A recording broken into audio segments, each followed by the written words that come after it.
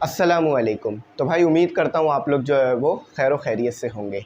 अच्छा, तो आज जो है वो chapter number 1 physics and measurement के एमसीक्यूज़ करेंगे, क्वेश्चन आंसर्स करेंगे और न्यूमेरिकल करेंगे। अच्छा, क्लास कौन सी है? हमारी क्लास फर्स्ट ईयर है। तो याद रखना ये वीडियो बहुत ज़्यादा इम्पॉर्टेंट है क्योंकि इसमें जो क्वेश्चन आंसर्स गिवन है वो काफ़ी हार्ड है, न्यूमेरिकल्स भी हार्ड है, लेकिन कॉन्सेप्ट है वो हम सब कॉन्सेप्ट समझ चुके हैं। सारे टॉपिक्स मैं इस चैप्टर के करा चुका हूँ। तो अब आपको मैं आज की वीडियो में क्वेश्चन आंसर्स और न्यूमेरिकल्स और एमसीक्यूज़ कराऊंगा। वीडियो शुरू करने से पहले यानी लेक्चर शुरू करने से पहले आप जो है वो एमी इंग्लिश सेंटर बायोलॉजी इसको सब्सक्राइब कर लो, डिस्क्रिप्शन में लिंक है। मैं फिर कह रहा हूँ ज़रूर सब्सक्राइब करना क्योंकि इस चैनल पर हम आपको बायोलॉजी के, केमिस्ट्री के और कंप्यूटर के लेक्चर दे रहे हैं। ये हमारे ही कोचिंग का दूसरा चैनल है जहाँ पर हम और लेक्चर अपलोड कर रहे हैं आप लोगों के लिए सब्जेक्ट के।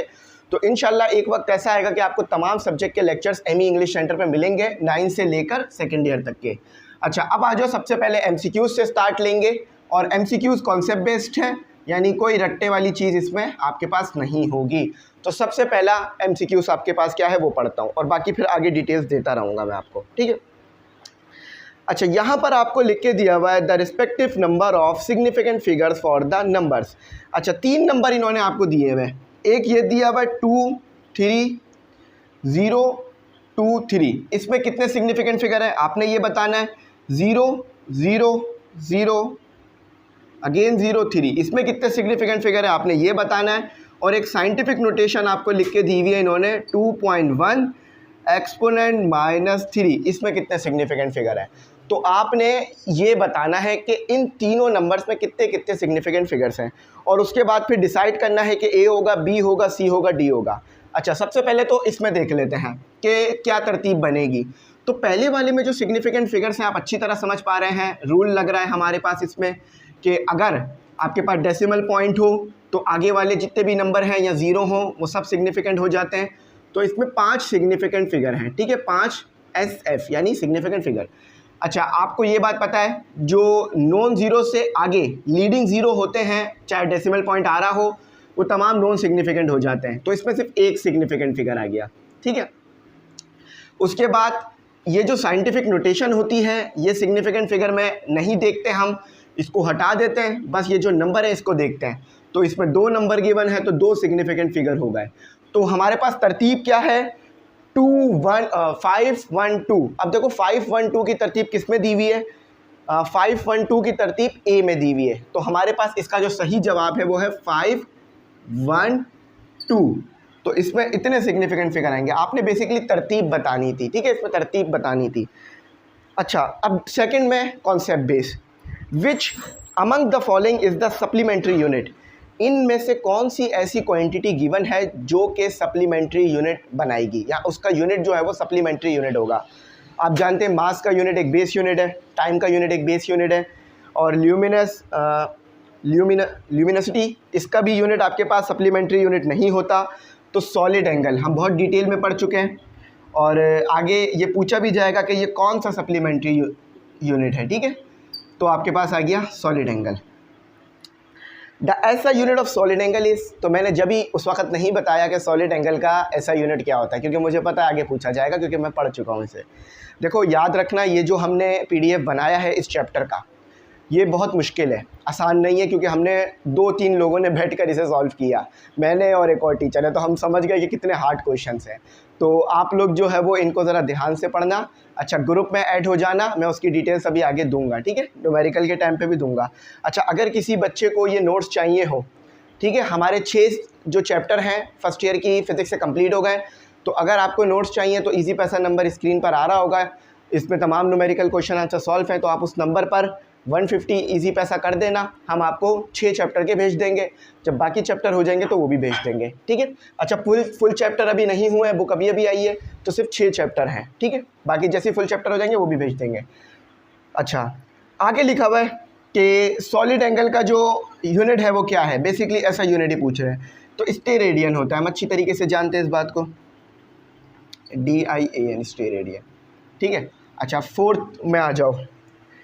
The quantity having the same unit in all system of unit is. वो कौन सी ऐसी क्वांटिटी है, चाहे किसी भी सिस्टम में चले जाओ, MKS, CGS या आप SI में आ जाओ, लेकिन उसका यूनिट सेम रहता है, बिल्कुल सही sir.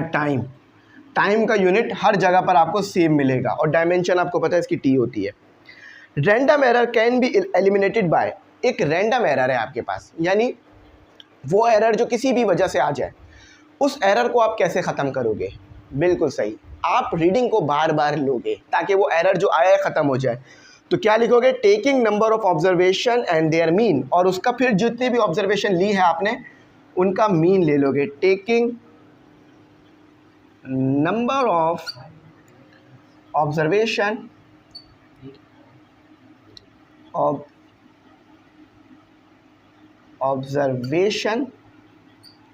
Taking number of observation and there, अच्छा मीन लेना मैंने आपको सिखाया था इसका जब मैंने ये पढ़ाया था, ठीक है। तो अब आ जाओ 6 वाले MCQs पे। 6 वाले MCQs में कहते हैं सिस्टेमिक एरर कैन बी, तो सिस्टेमिक एरर यानी जो एरर इंस्ट्रूमेंट की वजह से आ रहा है वो किस तरह का हो सकता है? तो सिस्टेमिक एरर आपके पास पॉजिटिव भी हो सकता है, नेगेटिव भी हो सकता है, ठीक है। सिस्टेमिक एरर आपके पास याद रखिएगा पॉजिटिव भी हो सकता है, नेगेटिव भी हो सकता है। तो हमारा 6 वाला MCQs था आइदर या तो पॉजिटिव या तो नेगेटिव, और इसके फॉर्मूले से भी ये बात साबित हो रही थी। Either positive can be systemic error, either positive और नेगेटिव, ठीक है। ये मैं बहुत आसान MCQ से हम पढ़ चुके हैं इसे बहुत बार, तो मैं उम्मीद करता हूँ आपको ये सब याद भी होंगे। अभी तो चैप्टर हमारा कंप्लीट हुआ है, तो मैं उम्मीद करता हूँ आपको याद होगा। अच्छा अब आगे देखो, MLT -2 पावर में, अच्छा याद रखना ये -2 सिर्फ T पर है, सब पे नहीं है। सब पे होता तो फिर स्क्वायर ब्रैकेट पे लगाते हैं -2। इस डायमेंशन फार्मूला ऑफ, आपको याद है ये किस चीज़ का डायमेंशन फार्मूला है? मैं फिर भी आपको ड्राइव करके दिखाता हूँ। ये आपके पास देखो स्ट्रेंथ का तो हो नहीं सकता, ठीक है, क्योंकि उसमें लेंथ की बात भी हो रही है ना, वो मास की बात भी हो रही है एक साथ। डिस्प्लेसमेंट का भी नहीं हो सकता, उसके लिए तो सारे डायरेक्ट आप L इस्तेमाल कर लोगे। प्रेशर का भी नहीं हो सकता, क्योंकि प्रेशर तो आपके पास होता है कितनी फोर्स लग रही है कितने एरिया में, तो यहाँ पर एरिया यानी L का तो क्यूब नहीं है। अब फोर्स बच गई, तो फोर्स का है ये। अब आप इसको कैसे पहचानोगे? तो बेसिकली इसको पहचानने का तरीका ये है, F = ma रख लो, इसको बेस क्वांटिटी बना दो, ये ड्राइव क्वांटिटी है, तो V और T इसके नीचे लिख दिया। अब इसको दोबारा बेस क्वांटिटी बना दो वेलोसिटी को, तो ये आ गया L और T, ठीक है। तो M L और T का स्क्वायर आप समझ गए, बिल्कुल स्क्वायर ब्रैकेट में करके लिखो। M के लिए डायमेंशन, मास के लिए डायमेंशन M, L तो L ही रहेगा, T के लिए T इनवर्स का स्क्वायर। अब इनवर्स स्क्वायर क्यों लिख रहे हो? क्योंकि आप ऊपर लेकर आ गए हो, है ना। तो ये इसकी डायमेंशन थी। तो बस आपने डायमेंशन कैसे निकालनी है, देखो मैंने भी एक कॉन्सेप्ट याद रखा हुआ है, तो उससे फ़ौरन सेकंडों में मैं चीज़ें निकाल पा रहा हूँ। तो आपने भी इस तरह थोड़े बहुत कॉन्सेप्ट याद रखना है अपने दिमाग में। Which of the following pair has the same dimension, इनमें से कौन सी ऐसी चीज़ें हैं जिनकी डायमेंशन सेम है? अब मैं प्रूफ करके नहीं दिखाऊंगा क्योंकि टाइम लग जाएगा, लेकिन मैं बता देता हूँ कैसे, ठीक है। इम्पल्स क्या होता है? कितने टाइम के लिए फोर्स लगी, ठीक है, और मोमेंटम। कहते हैं ना मेरा मोमेंटम अच्छा बना हुआ है। अब मोमेंटम आपके पास क्या है? इम्पल्स क्या होता है? कितने टाइम के लिए, कितने फोर्स लगी कितने टाइम के लिए, यानी product of force and time, और प्रोडक्ट ऑफ, अच्छा यहाँ पर टाइम जो है वो डेल्टा टी वाला है, टाइम इंटरवल की बात हो रही है, और यहाँ वी जो है वो डेल्टा वी वाला है।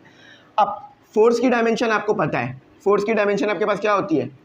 एम एल टी इनवर्स का स्क्वायर, और मल्टीप्लाई भी हो रहा है टी। अच्छा याद रखना ये टी पॉजिटिव है। अच्छा यहाँ क्या आ गया आपके पास? मास है तो m, वेलोसिटी को खोल दो l और t में जाएगा, है ना। तो देखो ये बेसिस सेम पावर है एट, तो कितना हो जाएगा? m l -1 रह जाएगा। क्यों? क्योंकि -2 + 1 -1 बचेगा। बेसिस सेम पावर है एट, तो क्या बच रहा है? -2 + 1 बच रहा है। तो m l और t का इन्वर्स देख लो, दोनों की डायमेंशन सेम आई आपके पास। अब मैंने कोई वो नहीं किया है, तिगड़म नहीं लगाई है कोई, लेकिन फिर भी आपके पास सही आया है। तिगड़म लगाने का मतलब होता है चीज़ सही नहीं आ रही थी, लेकिन कुछ ना कुछ हिसाब किताब बनाकर सही कर दी, तो इसको तिगड़म कहता है, ठीक है। अच्छा डिपेंडेबल वेरिएबल इज़, तो डिपेंडेबल वेरिएबल पर इफेक्ट होता है, और वो इफेक्ट डालता है आपके पास इंडिपेंडेंट वेरिएबल, ठीक है। तो ये आ गया 9 का sorry. Dimension of kinetic energy, देखो आपको अच्छी तरीके से पता है किसी भी तरह की एनर्जी हो वो इक्वल होती है वर्क के। यानी आप वर्क करते हो तो कोई भी एनर्जी पैदा कर सकते हो। आप वर्क करोगे तो आप इलेक्ट्रिक एनर्जी पैदा कर सकते हो, आप वर्क करोगे तो हीट एनर्जी पैदा कर सकते हो, आप वर्क करोगे तो पोटेंशियल एनर्जी भी क्रिएट कर सकते हो, आप वर्क करोगे तो काइनेटिक एनर्जी भी क्रिएट कर सकते हो। तो कोई भी एनर्जी हो उसकी डायमेंशन सेम रहेगी वर्क के। अब कैसे, देखो सिंपल सी बात है ना, जरा इस चीज़ को समझो। आपने वर्क किया, पोटेंशियल हाई पोटेंशियल पे चले गए, आपने वर्क किया, हीट जनरेट कर दी। कैसे? आपने आग जलाई, इस तरह से नहीं, आपने टेम्परेचर बढ़ाया तो हीट जनरेट कर दिया आपने, ठीक है। और आपने वर्क किया यानी इलेक्ट्रॉन पर तो करंट निकाल लिया आपने, यानी करंट जनरेट कर लिया। तो इस तरह से वर्क करने की बात हो रही है। ये आपके थे कुछ प्यारे प्यारे से MCQs के जवाबात, ठीक है। तो चलो इसको एक बार कंफर्म कर लेते हैं। पहले का A बिल्कुल ठीक है, दूसरे का B, वैसे तो मुझे भी कंफर्म है लेकिन आपके लिए भी कंफर्म कर रहा हूँ मैं, C बिल्कुल ठीक है, और तीसरे का B बिल्कुल ठीक है, चौथे का B बिल्कुल ठीक है, पांचवे का A बिल्कुल ठीक है, छठे का A बिल्कुल ठीक है, सातवें का C बिल्कुल ठीक है, आठवें का आपके पास B बिल्कुल ठीक है, इम्पल्स एंड मोमेंटम बिल्कुल ठीक है, और आठवें का आपके पास आ गया, और नवे का आपके पास आ गया C बिल्कुल ठीक है, और 10वें का आपके पास आ गया वर्क जो कि B बिल्कुल ठीक है। तो सारे MCQs अल्हम्दुलिल्लाह अच्छे हो गए हैं। अब करते हैं ज़रा क्वेश्चन आंसर्स स्टार्ट। अच्छा देखो भाई, मैंने अभी आपको बताया ग्रुप में ज़रूर ऐड होना। आप देखो ग्रुप में ऐड होगे, बेशक हमारा इसमें फ़ायदा है, मैं ये नहीं कहूँगा कि भाई हमारा कोई फ़ायदा नहीं, आपका फ़ायदा नहीं, हमारा फ़ायदा है। आपका इस तरह से फ़ायदा है कि अगर ये कोचिंग सिस्टम चलेगा तो हम आपको लेक्चर्स देते रहेंगे।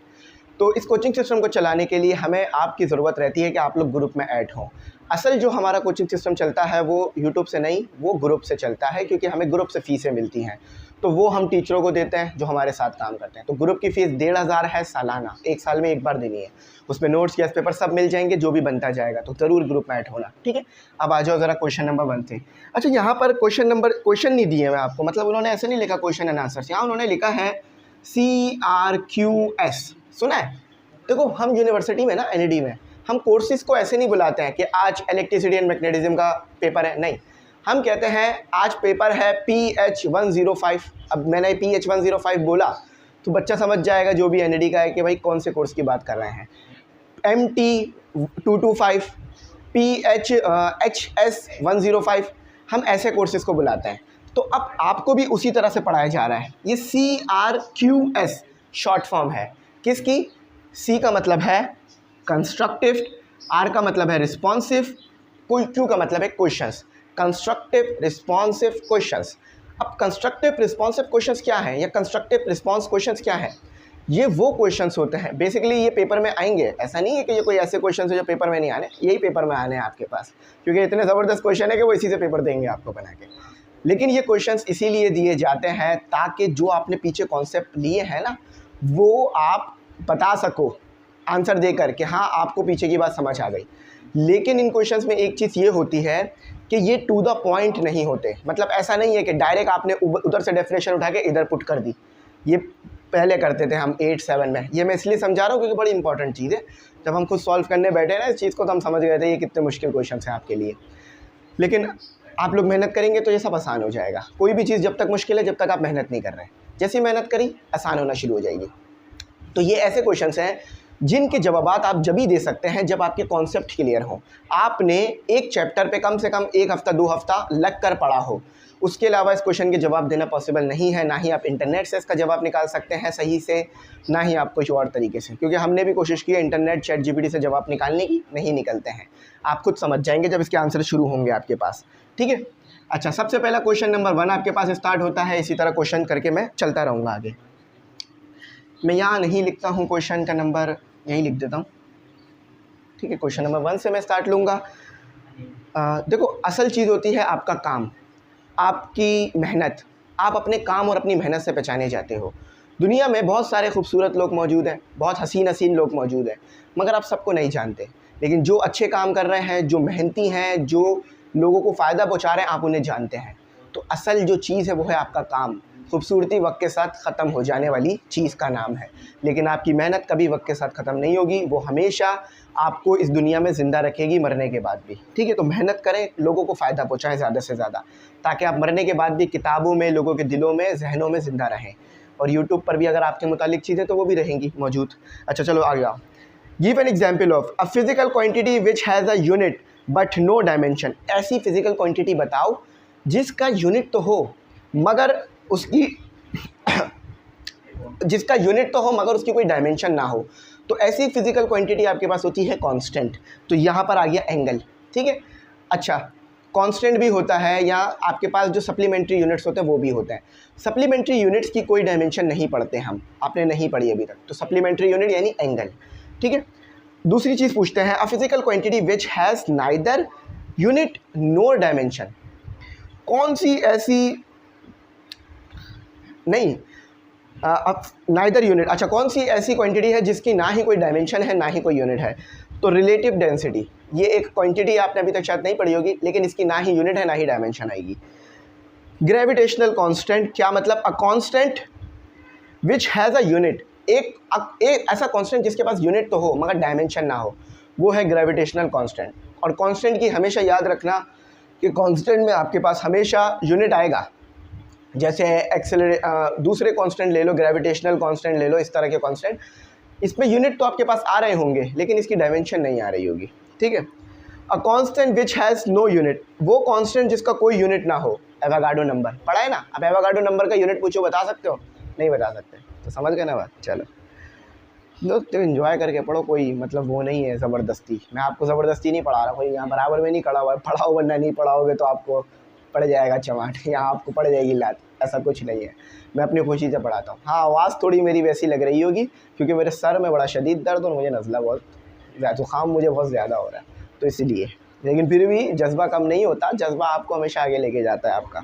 अच्छा चलो, which recording sorry when rounding the product or quotient of two measurement it is necessary to consider significant digits। अब ऐसा क्यों है, जब आप राउंडिंग कर रहे होते हैं प्रोडक्ट को या किसी भी चीज़ को, आप उसके अंदर जो है वो दो मेजरमेंट यानी दो चीज़ों को जब आप मेजर करते हो तो उसमें क्यों आपको जो है वो सिग्निफिकेंट फिगर कंसीडर करने पड़ते हैं, सिग्निफिकेंट फिगर यूज़ क्यों करने पड़ते हैं। Yes, when rounding the product or quotient of two measurements, it is necessary to consider significant digits। देखो, जब भी आप मेजरमेंट करते हो और उसमें सिग्निफिकेंट डिजिट्स ना हो तो आपकी मेजरमेंट में जो है वो एक्यूरेसी का प्रॉब्लम रहता है, प्रिसीजन का प्रॉब्लम रहता है, प्रिसाइज नहीं होती है आपकी रीडिंग, यानी एक रीडिंग दूसरी रीडिंग के करीब नहीं आती। तो एक रीडिंग को दूसरी रीडिंग के करीब करने के लिए भी आप इस्तेमाल करते हैं सिग्निफिकेंट फिगर्स को। और मैंने सिग्निफिकेंट फिगर में प्रिसीजन और एक्यूरेसी में बड़ा ज़बरदस्त फ़र्क बताया था, मैं उम्मीद करता हूँ मेरे से पढ़े हुए स्टूडेंट इसको फ़र्क कर सकेंगे अच्छी तरह से। अच्छा अब आ जाओ, ड्राइव करो ज़रा डेरिवेशन, इसमें भी डेरिवेशन मौजूद है। वैसे तो अब पहला चैप्टर इतना इंपॉर्टेंट नहीं होता लेकिन अब बहुत इंपॉर्टेंट है। Derive the equation for period of oscillation of mass suspended on a vertical spring by dimensional analysis. अच्छा आपने क्या करना है, आपने ड्राइव करना है टाइम पीरियड का फॉर्मूला। ये टाइम पीरियड का फॉर्मूला आपके पास जो है वो स्प्रिंग कांस्टेंट वाला है, यानी जिसमें मास स्प्रिंग के साथ अटैच हो।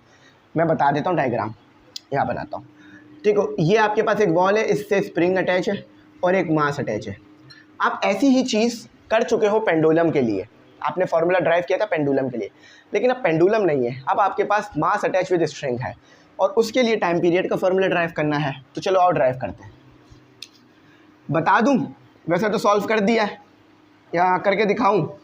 चलो बता देता हूँ, ठीक है, बात तो आपको समझ में आ जाएगी ना। देखो मास के डायमेंशन आपको ये बराबर में चल रहा है, देखते रहो, मैं जो लिखने की चीज़ों की लिखूंगा अभी। अच्छा क्वेश्चन नंबर हमारा कौन सा चल रहा है? 3 चल रहा है, ठीक है। तो मास की डायमेंशन आपको अच्छी तरीके से पता है, m है। लेंथ की डायमेंशन, स्प्रिंग कांस्टेंट की डायमेंशन आपको याद रखनी है और निकालना भी आती होगी आपको। स्प्रिंग कांस्टेंट का फॉर्मूला अगर याद है, स्प्रिंग कांस्टेंट का फॉर्मूला होता है ओमेगा स्क्वायर अपॉन के, ठीक, sorry omega square upon m होता है आपके पास उसमें ना, हाँ ओमेगा स्क्वायर अपॉन m। तो यहाँ पर उसका आ गया, यह स्प्रिंग कांस्टेंट के फॉर्मूले से याद रख लो, आपको याद हो जाएगा स्प्रिंग कांस्टेंट। तो स्प्रिंग कांस्टेंट की डायमेंशन याद रखो mt माइनस स्क्वायर। उसके बाद एक्सेलरेशन ड्यू टू ग्रेविटी, आपको पता है एक्सेलरेशन है, चाहे वो ग्रेविटी की वजह से हो या किसी भी वजह से, वो L अपॉन टी स्क्वायर ही रहेगी, ठीक है, और उसको ऊपर ले जाओगे तो L t माइनस स्क्वायर हो जाएगी। अच्छा अब टाइम पीरियड के लिए आपके पास इक्वेशन क्या आ गई, जो पीछे हमने पढ़ी थी, t is equal to m के ऊपर x, k के ऊपर y, ये याद रखनी है, आपने पीछे पढ़ी थी, g के ऊपर z। अब g एक ड्राइव क्वांटिटी है, इसको बेस क्वांटिटी में ले जाओ, k को लेके नहीं जाएंगे, k को भी बल्कि लेके जाएंगे। अच्छा, k कैसे मिलता है आपके पास, k कैसे बनता है आपके पास, k आपके पास बनता है मिलकर k आपके पास बनता है मास और t, और उसके साथ आ जाता है स्क्वायर। अब y क्यों आ रहा है, क्योंकि यहाँ पे y मौजूद है और t पे स्क्वायर आता है। और ग्रेविटी कैसे बनती है, L स्क्वायर t इन्वर्स का स्क्वायर, ठीक है। अच्छा, एक चीज़ को आपने याद रखनी है, ये मैं z बना रहा हूँ, अक्सर बच्चों के मुझसे शिकवे रहते हैं, सर आपके z बिल्कुल 2 ही लगता है, तो चलो z सही कर दिया। अच्छा, और इस पर भी y आएगा, ये डायमेंशन में खोल दिया गया है ना, तो इसे डायमेंशन में ऐसे खोलो, ठीक है। इस पूरे को ऐसे कर लो स्क्वायर ब्रैकेट में, अलग अलग लगाया हुआ टीचर ने, लेकिन आप एक में कर लो। देखो कॉन्सेप्ट पता है तो आपको पता होता है कि क्या हो रहा है, क्या करना है, ठीक है बाय। अब यहाँ पर देखो क्या लिखा हुआ है, x plus y equal to 0 है, ठीक है। z तो पूरा ही 0 है, और 1 equal to -2y minus 2z। देखो एज इट इज़ ये बराबर में लिखा हुआ है, मैं तो यहाँ सिर्फ एक्सप्लेन करने के लिए लिख रहा हूँ। तो यहाँ पर क्या किया है टीचर ने कि -2 कॉमन निकाल लिए, तो y प्लस z बच रहा है, ठीक है। y प्लस z बच रहा है आपके पास, तो -2 को उधर ले जाओ, तो 1/2 माइनस का आ गया, और z y प्लस z आपको अच्छी तरीके से पता है 0 है, z आपको अच्छी तरीके से पता है 0, तो y इक्वल टू -1/2, z क्या हो गया ख़त्म, क्योंकि 0 था, ठीक है। देख लो ना यहाँ z 0 है। अच्छा, तो x आपके पास क्या आ रहा है, x आपके पास आ रहा है, x आप z यहाँ पर आपके पास 0 है, ठीक है।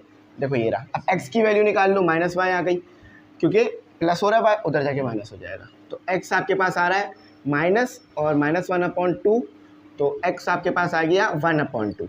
तो ये x की वैल्यू ऐसे ड्राइव हुई, y की वैल्यू ऐसे, z की वैल्यू ऐसे। ये इजाफी हिस्सा चाहो तो लिख लेना, ठीक है। किसके नीचे लिखना, देयरफॉर से ऊपर लिख लेना, ठीक है, देयरफॉर से ऊपर लिख लेना। अच्छा, तो अब आपको पता चल गया x देखो 1/2, y -1/2 और z 0। जहाँ भी मुझे लगता है ना टीचर ने कम दिया है या बुक में कम है, मैं फ़ौरन उसको एक्सप्लेन करता हूँ, क्योंकि मुझे पता है मैं खुद भी एज ए स्टूडेंट अगर इसको ऐसे समझूंगा तो मुझे नहीं समझ आने कभी बार, तो मैं आपको कभी ऐसे नहीं समझाऊंगा। अच्छा, अब बस वैल्यूज़, ये डायमेंशन लिखी थी, डायमेंशन में पुट नहीं करनी है आपने, वैल्यूज़ इसमें पुट करनी है, ठीक है। तो देखो भाई मुझे यही चीज़ रिमूव करनी पड़ेगी, क्योंकि वहाँ पे पेज चल रहा होगा, मुझे पता है अच्छी तरीके से, ठीक है। तो मैं इसी के आगे काम कर रहा हूँ, यहाँ पर इसको देखना ज़रा, ठीक है।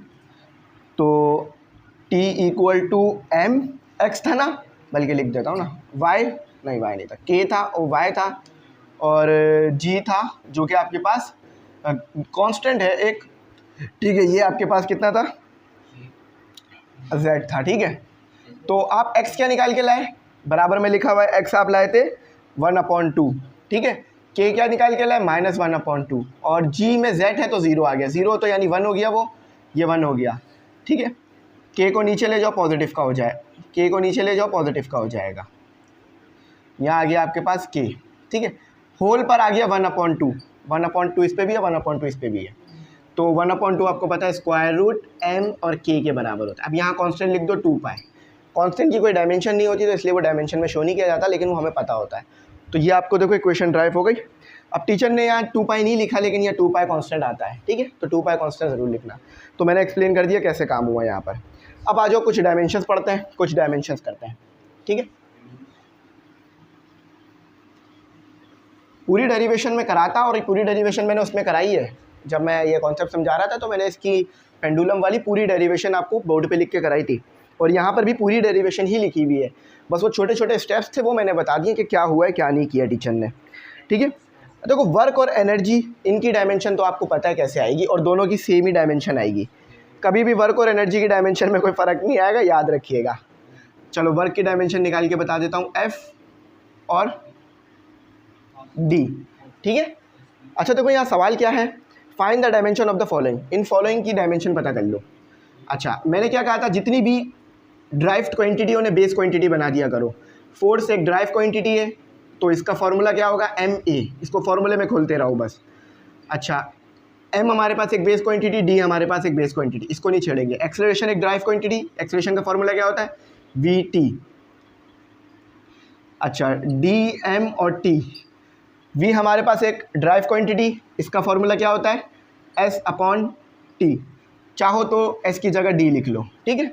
अच्छा, तो डी से डी मल्टीप्लाई, डी भी डिस्टेंस है, एस भी डिस्टेंस है, डी भी डिस्प्लेसमेंट है, एस भी डिस्प्लेसमेंट, एक ही बात है। तो डी का स्क्वायर एम और टी का स्क्वायर। अब आप अच्छी तरीके से जानते हो, मुझे बताने की ज़रूरत नहीं है, क्वेश्चन 4 चल रहा है हमारा, ठीक है।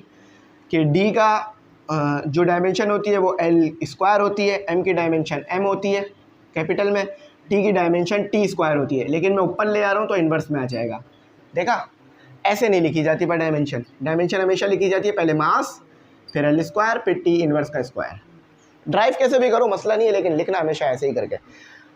मैंने फिर बोला था वर्क और एनर्जी की डायमेंशन सेम रहती है, तो देखो जो इसकी डायमेंशन आई है वही एनर्जी की भी आएगी, ठीक है। टीचर ने ड्राइव नहीं की, लिख दी सीधी सीधी, अच्छा किया। अब वर्क की डायमेंशन करनी है तो फॉर्मूला क्या होता है, P is equal to W upon T. अब माशाल्लाह से आप वर्क निकाल चुके हो, डायमेंशन में क्या है, M L square T inverse का स्क्वायर। वर्क निकाल लिया है ना, दोबारा निकालने की ज़रूरत नहीं है। अब टी की डायमेंशन आपको पता है टी होती है, तो इससे ये कैंसिल, कैपिटल नहीं स्मॉल टी लिख लो, ठीक है। तो एक टी से 2 टी कैंसिल हुए, तो ये आ गई, नहीं कैंसिल नहीं होंगे, ये ऊपर जाके मल्टीप्लाई ऐड हो जाएगा, ठीक है। बेसिस सेम पावर ऐड, तो ये क्यूब बना लेगा, ठीक है। तो ये बिल्कुल सेम आ रही है, ठीक है। एक गलती कि स्क्वायर ब्रैकेट गायब है, ये नहीं करिएगा गलती, ठीक है। तो पावर की डायमेंशन भी मैंने एक आपको बता दी। अच्छा, अब मोमेंटम की डायमेंशन मुझे आप बताओगे, वैसे तो बताने की ज़रूरत नहीं है, बराबर में लिखी हुई है मास और वेलोसिटी, तो कितना आसान डायमेंशन है इसकी। अच्छा, अब क्वेश्चन नंबर 5 करते हैं। When you measure the radius of a wheel to be, आपने एक रेडियस मेजर किया व्हील का, ठीक है। आपके पास मिटाता हूँ सही, ठीक है। देखो सॉल्यूशन तो सारा बराबर में हुआ है, मैं एक्सप्लेन सिर्फ इसलिए कर रहा हूँ ताकि किसी भी स्टूडेंट को या किसी भी टीचर को या कोई भी जो देख रहा हूँ जनरल नॉलेज के लिए भी, उसको पता हो कि मैंने किया क्या है और हम लोगों ने क्या किया उस काम में, ठीक है। क्योंकि देखिए सवाल पूछना आपका हक है, अगर आप सवाल नहीं पूछेंगे तो मुझे लगेगा आपको समझ नहीं आई बात, तो इसलिए। अच्छा हाँ, एक और चीज़, ये मोमेंटम की डायमेंशन मुझे कमेंट सेक्शन में बता देना क्या लिखी है आपने, इससे नहीं देखना ये सही लिखी हुई है, लेकिन फिर भी खुद ड्राइव करके बताना मुझे। न्यूमेरिकल तो मैं तमाम कराऊंगा, वो आपको नहीं बोलूँगा करना, क्योंकि मुझे पता है वो थोड़े से आपको समझाने हैं मुझे। You measure the radius of wheel, आपने एक व्हील का रेडियस मेजर किया, ठीक है। ये है व्हील, इसका रेडियस आपने मेजर किया, ये डायमीटर है, ठीक है। यहाँ तक का रेडियस आ गया आर, आई होप ये छुपा ना हो, ठीक है। देखते हैं, चलो आगे फिर कहते हैं इफ़ यू मल्टीप्लाई बाय, आप इसको 2 से मल्टीप्लाई कराओगे तो यानी ये पूरा डायमीटर हो जाएगा, ठीक है, 2r, समझ गए ना। To get diameter should you write the result as 8 centimetre और 8.32 सेंटीमीटर। कहते हैं कि आप जो रिजल्ट है वो कैसे लिखोगे, 8 सेंटीमीटर करके लिखोगे या 8.32 सेंटीमीटर करके लिखोगे। ये बेसिकली राउंड ऑफ टेक्निक जो पढ़ी थी ना, उसको इंडिकेट करना चाह रहे हैं, उसको बताना चाह रहे हैं कि हम राउंड ऑफ क्यों करते हैं। तो राउंड ऑफ इसलिए करते हैं कि जो लीस्ट नंबर होता है आपका, यानी कैलकुलेशन में जो आपके पास लीस्ट नंबर होता है, उसमें जो आपके पास लीस्ट क्वांटिटी होती है, उसमें जो लीस्ट सिग्निफिकेंट फिगर होते हैं, आप आंसर को भी उतना ही लीस्ट बना देते हो, ठीक है। तो इसलिए ये काम करते हैं। According to the rules of significant figure the result of a calculation should have the same number of significant figure, ठीक है। हमने पढ़ा था कि सिग्निफिकेंट फिगर यानी रिजल्ट जब लाओगे तो जो लीस्ट सिग्निफिकेंट फिगर वाली क्वांटिटी होगी, आप रिजल्ट को भी उतनी ही सिग्निफिकेंट फिगर दोगे, जो कि मैंने बहुत डिटेल में आपको सिग्निफिकेंट फिगर के टॉपिक में समझाया है। लेकिन सिग्निफिकेंट फिगर एमई इंग्लिश सेंटर पूरी वीडियो मिल जाएगी, ठीक है। As the least precise measurement use in calculation, in this case the least precise measurement is the radius with 3 significant figure. तो बिल्कुल ठीक है, 3 सिग्निफिकेंट फिगर हमारे पास लीस्ट सिग्निफिकेंट फिगर है, 2 हमारे पास एक नंबर है जो कि हमने इस्तेमाल किया, तो हम आंसर 8.32 देंगे ना कि 8 देंगे। क्यों 8.32 क्यों दे रहे हैं, क्योंकि हमारे पास लीस्ट सिग्निफिकेंट फिगर है हमारे पास 4.16 में, इसलिए ऐसा हुआ। अब ये बड़ा कॉन्सेप्ट वाला काम है आ गया। होमोजेनिटी ऑफ ड्राइव इक्वेशन पढ़ी थी, वो वाला कॉन्सेप्ट यहाँ इस्तेमाल हो रहा है। y इज इक्वल टू, ठीक है, y is equal to a plus B T plus C T square. Homogeneity of derived equation या होमोजेनिटी ऑफ इक्वेशन ये थी कि y आपको कह रहे हैं मीटर है। मैं पहले क्वेश्चन पढ़ देता हूँ। If y is equal to a plus B T plus C T square where y is in metre and t in second, ठीक है, ये आपको पता है। What is the unit of c का यूनिट क्या होगा? अच्छा देखो, इसमें लिख दी है बात, समझ में तो वैसे भी आ जाएगी, लेकिन मैं थोड़ा समझाता हूँ। y का यूनिट मीटर है, m यूनिट लिखा है, ठीक है। y का यूनिट बल्कि इक्वल टू करके लिखा जाता है यूनिट। y का यूनिट है मीटर, t का यूनिट है सेकेंड, ठीक है। अच्छा, अब होमोजेनिटी क्या कहती है, वो हम डायमेंशन की मदद से करते हैं। तो इसका डायमेंशन क्या आएगी? m, अगर मीटर यूनिट का डायमेंशन आपको पता है l आएगी, है ना। तो अब यहाँ भी पूरा सॉल्व होकर l बनना चाहिए, यहाँ भी पूरा सॉल्व होकर l बनना चाहिए, जब भी आपकी ये ड्राइव इक्वेशन ट्रू होगी, वरना ट्रू नहीं होगी। ये छुप गया, y is equal to a plus B T plus C T square लिखा मैंने। तो a आपके पास मीटर में लेंथ में होना चाहिए, ठीक है, a आपके पास लेंथ में होना चाहिए। अच्छा, इसकी भी डायमेंशन लिख लो, y की डायमेंशन भी l आएगी क्योंकि y मीटर में है। अच्छा, बल्कि काम करो, डायमेंशन नहीं लिखो, यूनिट लिखो, फिर डायमेंशन बना दूंगा इसको मैं। m आ गया, ठीक है, मीटर। तो एक्सेलरेशन भी, सॉरी a भी मीटर में होना चाहिए, ये एक्सेलरेशन नहीं है, मीटर है। ये a कोई भी कांस्टेंट है आपके, कोई भी आपके पास एक वेरिएबल है, कोई भी एक चीज़ है। अच्छा, b जो है वो आपके पास होना चाहिए मीटर पर t, और मीटर पर t, और t तो आपके पास t ही रहेगा, ठीक है, सेकंड, मीटर पर सेकंड, ठीक है। c आपके पास होना चाहिए, c आपके पास होना चाहिए मीटर स्क्वायर पर, नहीं, मीटर पर टी स्क्वायर, और ये टी स्क्वायर, टी स्क्वायर से टी स्क्वायर कैंसिल, एस से एस कैंसिल। देखो मैंने ना एक चीज़ यहाँ गलत करी है कि मैंने ना टी स्क्वायर लिख दिया, मुझे यहाँ लिखना है सेकंड का स्क्वायर, क्योंकि मैंने उसे सेकंड करा है ना, सेकंड का स्क्वायर, सेकंड का स्क्वायर, तो सेकंड का स्क्वायर, तो सेकंड का स्क्वायर कैंसिल। तो m equal to m plus m, तो m इक्वल टू 3m। अब आप बोलोगे सर यहाँ तो 3 आ रहा है, याद रखना मैंने बोला था ना डायमेंशन में कांस्टेंट नेगलेक्ट कर दिया जाता है। तो m इक्वल टू m आ गया आपके पास। देखा किस तरह से मैंने ड्राइव किया, मुझे पता चल गया कि c की जो डायमेंशन, c का जो यूनिट आना चाहिए वो आना चाहिए मीटर पर सेकंड स्क्वायर। तो ये मैंने कैसे प्रूफ कर ली बात, ये मैंने डायमेंशन के टॉपिक का इस्तेमाल किया। मैंने कहा था ना यहाँ पर वो MCQs नहीं देंगे कि यहाँ पर वो क्वेश्चन नहीं देंगे कि what is dimension, what is significant figure, वो बात पुरानी हो गई, वो 9 मैट्रिक के लिए थी, ख़त्म बात। अब यहाँ पर ये कहेंगे कि ये काम हमने किया है, ज़रा चेक करके बताओ ये काम ठीक किया है, फिर खुद करना पड़ेगा आपको वो काम चेक करने के लिए। तो यहाँ ये काम हुआ था। तो इस तरह से homogeneity of derived equation by dimension की मदद से मैंने ये यूनिट निकाला। अब यही चीज़ यहाँ लिखी हुई भी है, चाहो तो खुद पढ़ लो या मैं पढ़ देता हूँ। a is a constant and y is a metre. a को यहाँ कांस्टेंट लिया लेकिन m ही आएगा वो, ठीक है। देखो मैंने यहाँ पर ना a को मीटर में लिया है, इन्होंने कांस्टेंट कह दिया, लेकिन कांस्टेंट का भी तो यूनिट तो होता ही है ना, तो इसीलिए m मैंने उसका मीटर लिखा है। कुछ कांस्टेंट होते हैं जिनकी डायमेंशंस भी होती है, याद रखना। a must be in metre, तो देखो उन्होंने कह भी दिया, मेरी बात को प्रूव भी कर दिया कि a मीटर में रखो। अच्छा, बाकी उन्होंने कह दिया B T involve multiplication of B a coefficient and t in second, तो the unit will be metre per second, ठीक है। तो मीटर पर सेकेंड देखो मैंने यहाँ लिख दिया। फिर उन्होंने आगे कहा कि c और t स्क्वायर, तो c आपके पास मीटर में होगा और उसके साथ जो c है उसका यूनिट होगा सेकेंड स्क्वायर, तो सेकेंड स्क्वायर तो सेकेंड स्क्वायर कैंसिल होगा, तो c का यूनिट आ जाएगा मीटर पर सेकेंड स्क्वायर, ठीक है। तो समझ गए ना। अब देखो बड़ा बेसिक टॉपिक तो नहीं है, मैं नहीं कहूँगा ये बात, अगर मैं कहूँगा तो आप फिर कमेंट सेक्शन में मुझे ही बोलोगे सर ये कहाँ से बेसिक चीज़ है, ये बड़े मुश्किल चीज़ है। अब थोड़ा दिमाग लगाइएगा, मैंने जो बताया ना सीखिएगा उसे, क्योंकि मैंने भी भाई खुद मेहनत की है तो सीखा है ना, आप भी इस तरह सीखें। देखो मेरी उम्र कोई ऐसी नहीं है कि मैं कोई 50 साल 60 साल 40 साल 45 साल का हूँ, ऐसा नहीं है, मेरी उम्र भी आपके करीब करीब ही होती है।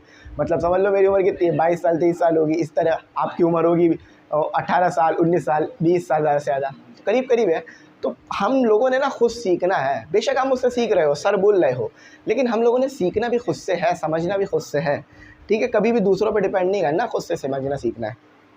ज़्यादा बातें नहीं करते, फिर टाइम निकल जाएगा ना। आज जो है वो हमने वीडियो करनी है जल्दी। अभी तक हम कितनी देर में चले गए हैं? हम 36 मिनट पे चले गए हैं। सवाल भी तो ज़्यादा है ना। Difference between accuracy and precision. देखो भाई, एक्यूरेसी और प्रिसीजन मैं समझा चुका हूँ, इसको पढ़ देता हूँ। एक्यूरेसी क्या है कि ये आपको मैंने कहा निशाना लगाने के लिए इधर निशाना लगाओ, और यहाँ पर मैं प्रिसीजन समझा देता हूँ। ठीक है, एक्यूरेसी में आपने क्या करते हो कि जहाँ मैंने निशाना लगाने का कहा वहाँ करीब करीब लगाते हो। आप इधर भी निशाना लगाते हो लेकिन दूर लगा देते हो, दोबारा आप निशाना लगाते हो, इधर आप करीब मार देते हो, इधर आप दूर इधर आप दूर तो मारते हो लेकिन पहले वाले निशाने के करीब मारते हो। इधर आपके पास एक्यूरेसी भी है, प्रिसीजन भी है। कैसे कि मैंने जहाँ पे निशाना लगाने का कहा था आपने उसके बहुत करीब करीब निशाना मारा है, तो आपने एक्यूरेसी तो फॉलो कर ली। प्रिसीजन क्या थी कि आपने जहाँ पहले निशाना लगाया था ना, दोबारा उधर ही निशाना लगा दिया, तो ये प्रिसाइज है आपका। यानी आप जो काम कर रहे हो वो बार बार ठीक कर रहे हो, लेकिन एक्यूरेसी नहीं है इसमें। क्यों नहीं है? क्योंकि मैंने यहाँ आपको कहा है निशाना मारने का, वहाँ नहीं कहा है। ठीक है, समझ गया ना। अब इसको ज़्यादा डिटेल में समझना ना, सिग्निफिकेंट फिगर के टॉपिक को देख लेना। Accuracy is refers to the level of agreement between the actual measurement and the absolute measurement. ये सब कुछ बिल्कुल बुक से ही लिख दिया है हम लोगों ने, क्योंकि ये बुक से ही इसके डिफरेंसेस आ रहे थे। ठीक है, यही बात हो रही है कि एक्यूरेसी में आपको जहाँ पे कहा जाता है वहाँ पे काम करते हो। Precision suggest the level of variation that happen in the values of several measurement of the same factor. अच्छा, आपने सेवरल बार काम किया, यानी आपने 2 बार निशाना लगाया, लेकिन फैक्टर आपका सेम रहा, यानी जहाँ पर आपने पहले लगाया था वहीं पर आपने दोबारा मारा निशाना, तो इसको कहते हैं precision. It represent how closely the result agree with the standard value. देखो वही बात कह रहे हैं ना कि ये बताता है कि कितना करीब आप निशाना मार रहे हो, और ये बताता है कि कितना आप बार बार एक ही चीज़ को हिट कर रहे हो। Single factor of measurement is required. अब देखो ये एक्यूरेट है या नहीं, सिर्फ एक मेजरमेंट से भी पता चल रहा था, लेकिन दूसरा मैंने इसलिए लगाया ताकि प्रिसीजन समझा दूँ। ठीक है, लेकिन इसमें आपको मल्टीपल अटैम्प्ट करने पड़ते हैं ताकि आपको बताना पड़े कि पहली रीडिंग आपकी दूसरी रीडिंग के करीब आ रही है। ओकेजनली अ मेजरमेंट में happen to be accurate by chance. Accurate कभी कभार जो एक्यूरेसी है वो बाय चांस आ जाती है, यानी आपने निशाना लगाया और लग गया। ठीक है, और फिर मेजरमेंट आ गई आपके पास, तो ये जो है वो आपका काम हो रहा होता है इस तरह। ठीक है, तो ये आपका जो है यहाँ पर काम हो गया। Result can be precise without being accurate. Result देखो प्रिसाइज हो सकता है, एक्यूरेट होने की उसको ज़रूरत नहीं है। अच्छा, अब dependable and dependent and independent variable. मैं भी बोलो क्या पढ़ रहा हूँ ये, तो वो मेरे दिमाग में था ना। Dependable variable, the value of dependable variable depend on the value of more और मोर इंडिपेंडेंट वेरिएबल्स। बिल्कुल डिपेंडेबल वेरिएबल जो है वो इंडिपेंडेंट वेरिएबल पे डिपेंड कर रहा होता है। जैसे जैसे इंडिपेंडेंट वेरिएबल चेंज होता रहता है तो डिपेंडेबल वेरिएबल भी चेंज होता है। इंडिपेंडेंट वेरिएबल ऐसा नहीं है। Independent variable, the value of independent variable are not influenced by other variables. तो इंडिपेंडेंट वेरिएबल की जो वैल्यू है वो दूसरे वेरिएबल की वजह से चेंज नहीं होती। ठीक है, अच्छा अब कुछ डिफरेंसेस और है। Difference between systemic error and random error. Systemic error, consider and predictable. आप इसे कंसीडर बोल रहा हूँ, कंसिस्टेंट यानी ये बार बार आ सकता है। अगर आपका इंस्ट्रूमेंट ख़राब है तो फिर वो सिस्टेमिक एरर आता ही रहेगा उसमें। ठीक है, रैंडम एरर इनकंसिस्टेंट, यानी कभी भी आ सकता है, किसी भी तरह से आ सकता है। जैसे कोई फ़ैन चल रहा है और आप कैलकुलेशन कर रहे हैं, फ़ैन चलने की वजह से हवा से कैलकुलेशन ख़राब हो जाए। ठीक है, base to a certain value, इसमें एक सर्टेन वैल्यू बार बार आ रही होती है और इसमें कोई भी स्पेसिफिक वैल्यू आ सकती है। ठीक है, रैंडम एरर में faulty equipment, calibration issues, procedure error, fluctuation in measurement condition, environment factors. तो मैंने कहा ना वो पंखा चल रहा है, एनवायरनमेंट आपके हवा आ रही है एनवायरनमेंट में, तो आ गया मसला। Shift result consistently, scatter result randomly, can be identify and corrected once identified. तो जैसे ही आप सिस्टेमिक एरर पहचान लेते हो तो उसे ठीक कर सकते हो। कैसे कि आपका एक स्केल है जो कि 10 सेंटीमीटर की रीडिंग कम दे रहा है, तो आप बार बार वो 10 सेंटीमीटर की रीडिंग ऐड कर सकते हो अपने मेजरमेंट में, तो आपकी रीडिंग सही होती रहेगी। लेकिन रैंडम एरर में ऐसा नहीं कर सकते। ठीक है, तो ये हो गया। थोड़ा जल्दी मैं इसलिए जा रहा हूँ क्योंकि भाई देखो कितने सारे क्वेश्चंस हैं, ऐसा ना हो कि आपका टाइम ज़्यादा हो जाए, क्योंकि हम कॉन्सेप्ट तो ये ले चुके हैं ना पीछे।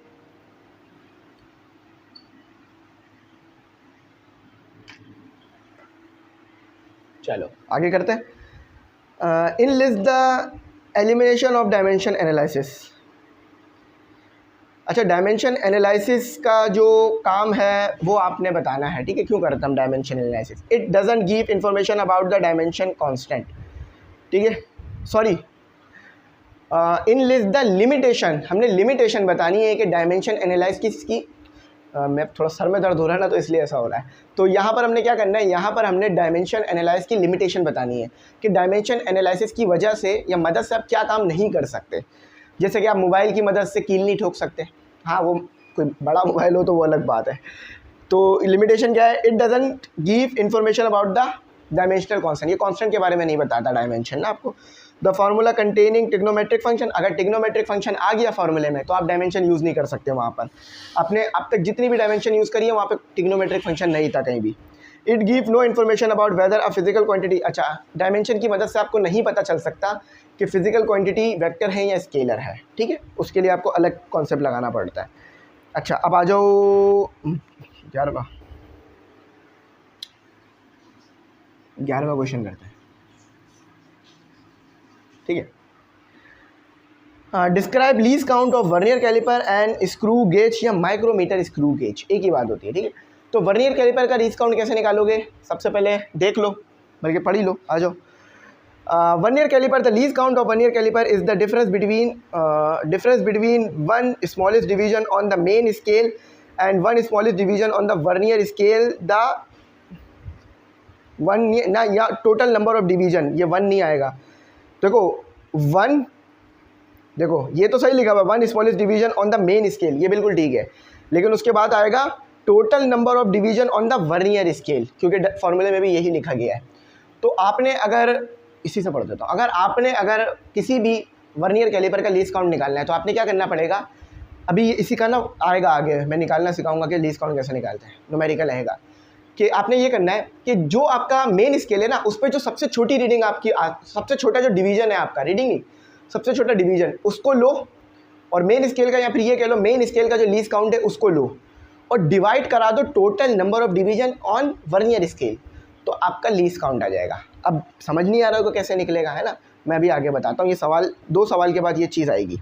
और माइक्रोमीटर स्क्रू गेज में क्या करना है कि जो पिच है ना आपकी, पिच यानी जो ये घूम रहा होता है, उस पर जो टोटल नंबर ऑफ डिवीजन है, यानी आप पहले पिच लो, पिच कितनी आई है उसको लो और टोटल नंबर ऑफ डिवीजन से डिवाइड करा दो, आपका जो है वो आ जाएगा, आपका लीस्ट काउंट आ जाएगा माइक्रोमीटर स्क्रू गेज का। अब पिच क्या है? The pitch of the screw and the number of the division. If the pitch of the screw is 0.5 millimetre and the circular scale has. अच्छा देखो पिच क्या होती है बताता हूँ। आपने पूरा स्केल क्लोज किया, एक बार आपने उसे पूरी तरह घुमा दिया, तो फिर वो पिच, वो कितने पर आ रहा है मेन स्केल एक बार घूम कर, तो वो पिच होती है। अब ऐसे समझाना थोड़ा मुश्किल है मुझे पता है, लेकिन आगे इसका हैगा, फिर कह रहा हूँ समझ में आ जाएगी बात।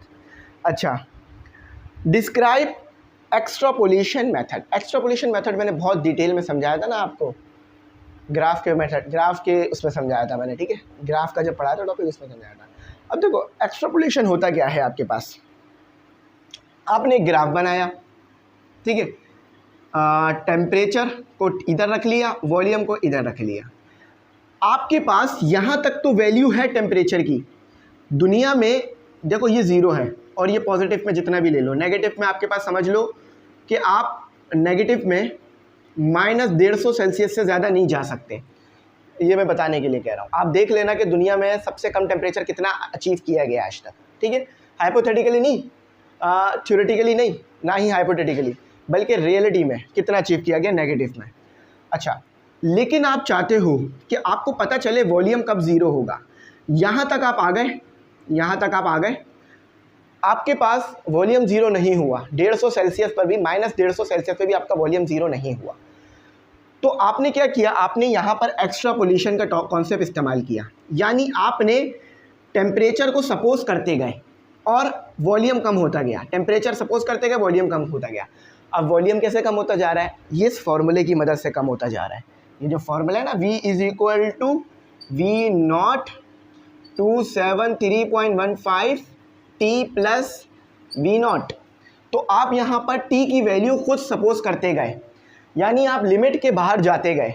लिमिट के बाहर जाना, ग्राफ में लिमिट के बाहर जाना, इसको कहते हैं एक्सट्रापोलेशन। ठीक है, यहाँ पर आपके टेम्परेचर की लिमिट ख़त्म हो गई थी, यहाँ से टेम्परेचर अब कम नहीं हो सकता था, लेकिन आपने सपोज किया कि मैं और टेम्परेचर कम करता हूँ, तो आप पहुँच गए 0 केल्विन पर या -273 सेल्सियस पर, जिस पर क्या होता है आप बताओगे मुझे कमेंट सेक्शन में कि 0 केल्विन और -273 पर क्या होता है गैस के साथ, कमेंट में बताओ ज़रा, मैं देखूंगा आप लोगों के जवाब। समझ गए ना। तो इसको एक्सट्रापोलेशन कहते हैं। तो ये लिखा हुआ है, बिल्कुल यही चीज़ लिखी हुई है जो मैंने एक्सप्लेन की है। Extrapolation is a statistical technique. Statistical यानी ये वो टेक्निक है जिसमें आप हाइपोथेटिकली अपने अंदाजे से लिमिट में पीछे जा रहे होते हो। Involving using observation data, observe data, estimate value beyond the range of the data. देखा, रेंज नहीं है आपके पास, लेकिन आप फिर भी पीछे चले गए, वही बात है। अब आओ ज़रा, ERQS क्या है ये? एक्सटेंडेड रिस्पॉन्सिव क्वेश्चन या एक्सटेंडेड रिस्पॉन्स क्वेश्चंस। अब देखो, एक्सटेंडेड रिस्पॉन्स क्वेश्चंस क्यों कराए जाते हैं? ताकि आप डिटेल में जवाब दे सको चीज़ों का। एक्सटेंडेड का मतलब ही पता है ना, डिटेल, बड़ा करना, खींचना। तो ये डिटेल क्वेश्चन होते हैं, जैसे आप पढ़ते थे ना शॉर्ट क्वेश्चन, लॉन्ग क्वेश्चन, बस अब वो 9 मैट्रिक के लिए था, ख़त्म। अब आएंगे आपके पास CRQs या ERQs। देखो, मैं खुश क्यों हूँ आप बोल रहे होगे शायद, पता नहीं इतना खुश क्यों हो रहे हैं ये सब। तो खुश इसीलिए हूँ कि मुझे पता है कि अगर ये चीज़ें आप मेरे साथ या ख़ुद भी पढ़ोगे ना, तो इंशाल्लाह बहुत अच्छा जो है सीखोगे फ़िज़िक्स को और बहुत अच्छी तालीम हासिल करोगे, एक लेवल की तालीम हासिल करोगे। पहले कहा जाता था ना कि यार ये बच्चा सिंध बोर्ड का है, इसके कॉन्सेप्ट इतने अच्छे नहीं होंगे, ये बच्चा फेडरल का है, इसके कॉन्सेप्ट बहुत अच्छे होंगे। अब वो दौर ख़त्म। ये बच्चा सिंध बोर्ड का है, इसके कॉन्सेप्ट भी अच्छे होंगे, ये बच्चा फेडरल बोर्ड का है, इसके भी कॉन्सेप्ट वैसे ही होंगे जैसे सिंध बोर्ड के हैं। हाँ, अगर आप सिंध बोर्ड का बच्चा पढ़ेगा ही नहीं तो फिर उसमें मैं क्या कर सकता हूँ या कोई भी क्या कर सकता है? फेडरल बोर्ड का बच्चा भी नहीं पढ़ेगा तो उसको भी कॉन्सेप्ट नहीं आएगा। तो कॉन्सेप्ट अब आएंगे इंशाल्लाह हमें। तो जब भी मैं खुश हूँ कि बुक बहुत अच्छी हो गई है। अच्छा, आओ क्वेश्चन नंबर 1 से स्टार्ट लेते हैं, क्योंकि भाई अब नया सीरीज़ क्वेश्चन शुरू हो गए ना। अब न्यूमेरिकल देखो मुझे कितने ज़्यादा टाइम करके करवाने होंगे आप लोगों को। ग्राफ, क्योंकि मैं न्यूमेरिकल आपको पता है पूरे डिटेल में कराऊंगा। ग्राफ है आपके पास, कहे जा रहा है discuss graph and its various type by suppose an example.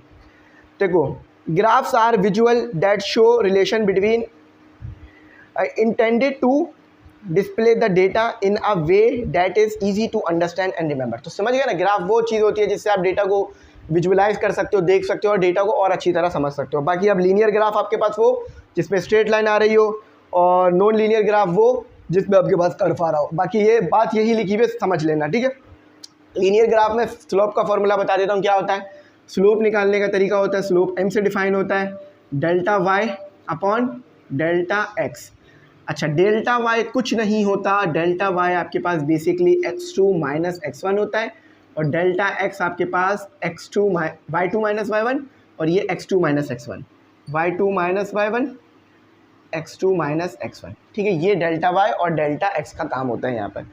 ठीक है, इसे हम डिटेल में समझ चुके हैं। अच्छा, अब आ जाओ, elaborate rules of significant figure. Significant figures के रूल्स बता दो। Determine the number of significant figures in given measurement. ठीक है, सबसे पहला रूल, तमाम non zero number significant figure है, बिल्कुल सही है। इधर भी समझ में आ रहा है कि 5 सिग्निफिकेंट फिगर गिवन है, ठीक है, जो फॉर एग्जाम्पल में दिया हुआ है। अच्छा, अगर जीरो बीच में आ जाए तो भी सिग्निफिकेंट फिगर हो जाएगा। तो यहाँ पर हमें 6 सिग्निफिकेंट फिगर्स दिए हुए हैं आपके पास। ठीक है, इलेबोरेट करना है, यानी ये भी सिग्निफिकेंट फिगर है, ये भी सिग्निफिकेंट फिगर है, ये लिख कर बताना है। ठीक है, नंबर नहीं बताना है आपने, ये नहीं कह रहा नंबर ऑफ सिग्निफिकेंट फिगर, ये कह रहा है elaborate the significant figure, determine the number of significant figure. Number बता दो या लिख दो, ये सिग्निफिकेंट फिगर है, एक ही बात है। पहले वाले में 5 है, दूसरे वाले में 6 हैं। अच्छा, लीडिंग जीरोस जो है वो सिग्निफिकेंट फिगर नहीं होते, यानी जीरो आगे आ जाए तो सिग्निफिकेंट फिगर नहीं है, जीरो बाद में आ जाए पॉइंट लगकर तो सिग्निफिकेंट फिगर है, और ज़ीरो अगर आगे आ जाए लेकिन पॉइंट्स ना हो तो ये सिग्निफिकेंट फिगर नहीं रहेंगे। ये रूल्स हम सब डिटेल में पढ़ चुके हैं हम लोग, ठीक है। देखिए अगर कोई ये सोच रहा हो कि ये ज़्यादा एक्सप्लेन नहीं कर रहे सवाल, तो मैं नहीं कर सकता। उसकी वजह पता है क्या है, क्योंकि मैं ये चैप्टर्स आपको पहले ही पढ़ा चुका हूँ। आप लोग मुझसे 9th 10th पढ़कर आए हैं, तो आपने मेरे पढ़ाने का तरीका देखा है कि पहले मैं कॉन्सेप्ट पूरे क्लियर कर देता हूँ डिटेल में, उसके बाद तमाम क्वेश्चन आंसर्स न्यूमेरिकल MCQs एक आखिर वीडियो में कराता हूँ आपको, ताकि आप सबको पता होता है कि हमने पीछे क्या पढ़ा था। और मैं एक बात बताऊँ, असल जुल्म क्या होता है आपके साथ, ठीक है। अब आप बोलोगे मैं भी जालिम हूँ। असल जुल्म ये होता है कि आपको ये क्वेश्चंस हम सॉल्व करा दें। आप बोलेंगे सर ये तो बहुत अच्छी बात है, आप इतने अच्छे करा रहे हैं कि आप ये क्वेश्चन सॉल्व करा रहे हैं, लेकिन ये क्वेश्चन सिर्फ आपको सॉल्व करने के लिए दिए गए हैं। इसमें इंस्ट्रक्शंस होती हैं कि ये जो सवालात है वो टीचर नहीं, बच्चा खुद सॉल्व करेगा। टीचर का बस काम था आखिरी टॉपिक पढ़ाना जो चैप्टर में मौजूद था, वो उसने डिटेल में समझाना था। ये क्वेश्चंस तो आपकी प्रैक्टिस के लिए थे, लेकिन हमें इसलिए कराने पड़ते हैं ताकि आप अभी अभी आए हैं सिंध बोर्ड के सिस्टम में और नई बुक के सिस्टम में, लेकिन इंशाल्लाह मैं आने वाले वक्तों में ये क्वेश्चंस आप लोगों से सॉल्व कराया करूँगा। अभी तो खुद करके दे रहा हूँ आपको। मुझे पता है कि क्या मेरी ज़िम्मेदारी है और क्या मेरी ज़िम्मेदारी नहीं है, मुझे पता है क्या गलत है क्या सही है, लेकिन फिर भी मैं आपको कराता हूँ ये चीज़ें। मैं कहीं ना कहीं मैं ही गलत आ जाता हूँ यहाँ पर। अच्छा, अब आपने क्या करना है, how are the main usages of dimensional analysis. वही बात है, डायमेंशनल एनालिसिस क्यों यूज़ करते हैं। चेकिंग इक्वेशन फॉर कंसिस्टेंसी, हमने इक्वेशन चेक की थी ना कि दोनों साइड सेम आनी चाहिए। अच्छा, प्री डिस्टिंग रिलेशनशिप, यानी दो इक्वेशंस के दरमियान क्या रिलेशनशिप है, मीटर का लेंथ का, ये यूनिट कन्वर्जन के लिए भी इस्तेमाल होती है, ठीक है। अच्छा, अब आ जाओ ज़रा, न्यूमेरिकल आ गया आपके पास। अब आप बोलोगे सर न्यूमेरिकल तो नीचे, ये भी न्यूमेरिकल ही है असल में। आपने ना स्केल देख कर रीडिंग करनी है। यहाँ पर वर्नियर स्केल आपको गिवन है, उसको देखें बराबर में ही बन रहा हुआ, असल में वहाँ रख दिया मैंने, ठीक है। तो देखो वर्नियर स्केल में मेन स्केल की रीडिंग क्या आ रही है, देखो नज़र आ रहा है, शायद ही नज़र आ रहा हो, बुक खोल लो, बुक में नज़र आ रहा होगा, बल्कि हाँ आ रहा है, नज़र आ रहा है। देखो जहाँ तक ये ज़ीरो आया है ना, जहाँ तक ये ज़ीरो आया है, अभी मैंने अपने उस पर लगा दिया, तो जहाँ तक ये ज़ीरो आया है वहाँ तक मेन स्केल की रीडिंग है, ठीक है। तो कितने 1 यानी 10 हो गया, मिलीमीटर में काउंट कर रहे हैं, 10 20 और आगे चले जाओगे तो 27 मिलीमीटर आएगा। अगर कोई पूछे ना सेंटीमीटर कितने आया है, तो सेंटीमीटर आया है 2.7, मिलीमीटर आया है 27। तो गिवन डेटा क्या है वर्नियर कैलिपर के लिए, गिवन डेटा और 2 फाइंड। तो मेन स्केल रीडिंग कितनी आई है, मैं पूरा नहीं लिख रहा बल्कि लिख देता हूँ ना, main scale reading READING reading, ठीक है। 27 मैं बता रहा हूँ, मिलीमीटर में काउंट कर रहा हूँ, ठीक है। अच्छा, इन्होंने कैलकुलेट करने का क्या कहा है, observe their reading and write correctly. आपने रीडिंग कैलकुलेट करनी है, ठीक है, कि क्या वैल्यू आ रही है, जो चीज़ आप काउंट कर रहे हो उसकी क्या वैल्यू आ रही है। अच्छा, अब वर्नियर स्केल की रीडिंग कैसे लिखोगे, वर्नियर स्केल बता देता हूँ आपको मैं क्या आता है। वर्नियर स्केल, ठीक है, वर्नियर स्केल रीडिंग कैसे आएगी। अच्छा, सबसे पहले तो डिवीजन देखो यहाँ पर ये समझ नहीं आएगा। एक ऐसी लाइन होगी नीचे वाले स्केल में और ऊपर वाले स्केल में जहाँ पर दोनों चीज़ें आपस में बिल्कुल एक्यूरेट मैच कर रही होंगी। अब अगर ये 1 देखो, ये 1 ऊपर वाले से और नीचे वाले से बिल्कुल एक्यूरेटली मैच कर रहा है ना, तो ये आपके पास डिवीजन हो गया। तो डिवीजन, वर्नियर स्केल नीचे वाला स्केल होता है आपके पास, ठीक है। ये नीचे वाला स्केल जो बना हुआ है ना, एक ऊपर वाला स्केल है और एक नीचे वाला स्केल है, इसको वर्नियर स्केल कहते हैं, ठीक है। तो डिवीजन हो गया। अब लीस्ट काउंट कैसे कैलकुलेट करोगे, लीस्ट काउंट कैलकुलेट करना आपने देख लिया था कि जो आपके पास सबसे छोटी रीडिंग आप मेन स्केल से ले सकते हो जो कि 1 मिलीमीटर है, और total number of division on vernier scale कितने हैं, काउंट करो। देखो 1 तक तो 5 हो गए, 2 तक 10, 3 तक 15, 4 तक 20, 5 तक 25, 6 तक 30, 7 तक 35, 8 तक 40, 9 तक 45 और 0 तक 50, ठीक है। तो उसकी मदद से लीस्ट काउंट आ जाएगा, यानी 1 डिवाइडेड बाय 50 करना तो 0.2 आ जाएगा, 0.02 आ जाएगा, ठीक है, या 0.02 आ जाएगा, इसको ऐसे भी पढ़ा जाता है। तो जब इन दोनों को मल्टीप्लाई करोगे ना 0.1 मिलीमीटर आएगा। समझ गए ना कैसे कर रहा हूँ मैं काम। अच्छा, अब बस क्या करना है, आप इसको और इसको मल्टीप्लाई करते हैं, इसको और इसको मल्टीप्लाई नहीं सॉरी ऐड करना है, मल्टीप्लाई नहीं करते। अच्छा, तो फाइनल रीडिंग के लिए आपको क्या करना है, सोल्यूशन कर लो। फाइनल रीडिंग के लिए आपको क्या करना है कि मेन स्केल की जो रीडिंग है उसको ऐड करना है वर्नियर स्केल की रीडिंग में।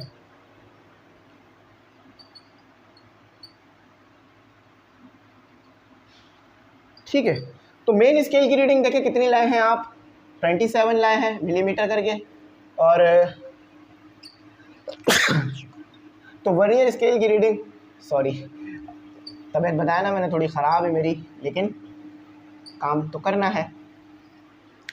लीस्ट काउंट कैसे निकालते हैं मैं बता देता हूँ। मेन स्केल पे जो लीस्ट काउंट के लिए एलसी लिख रहा हूँ, लीस्ट काउंट के लिए, ठीक है, ये लीस्ट काउंट है आपका।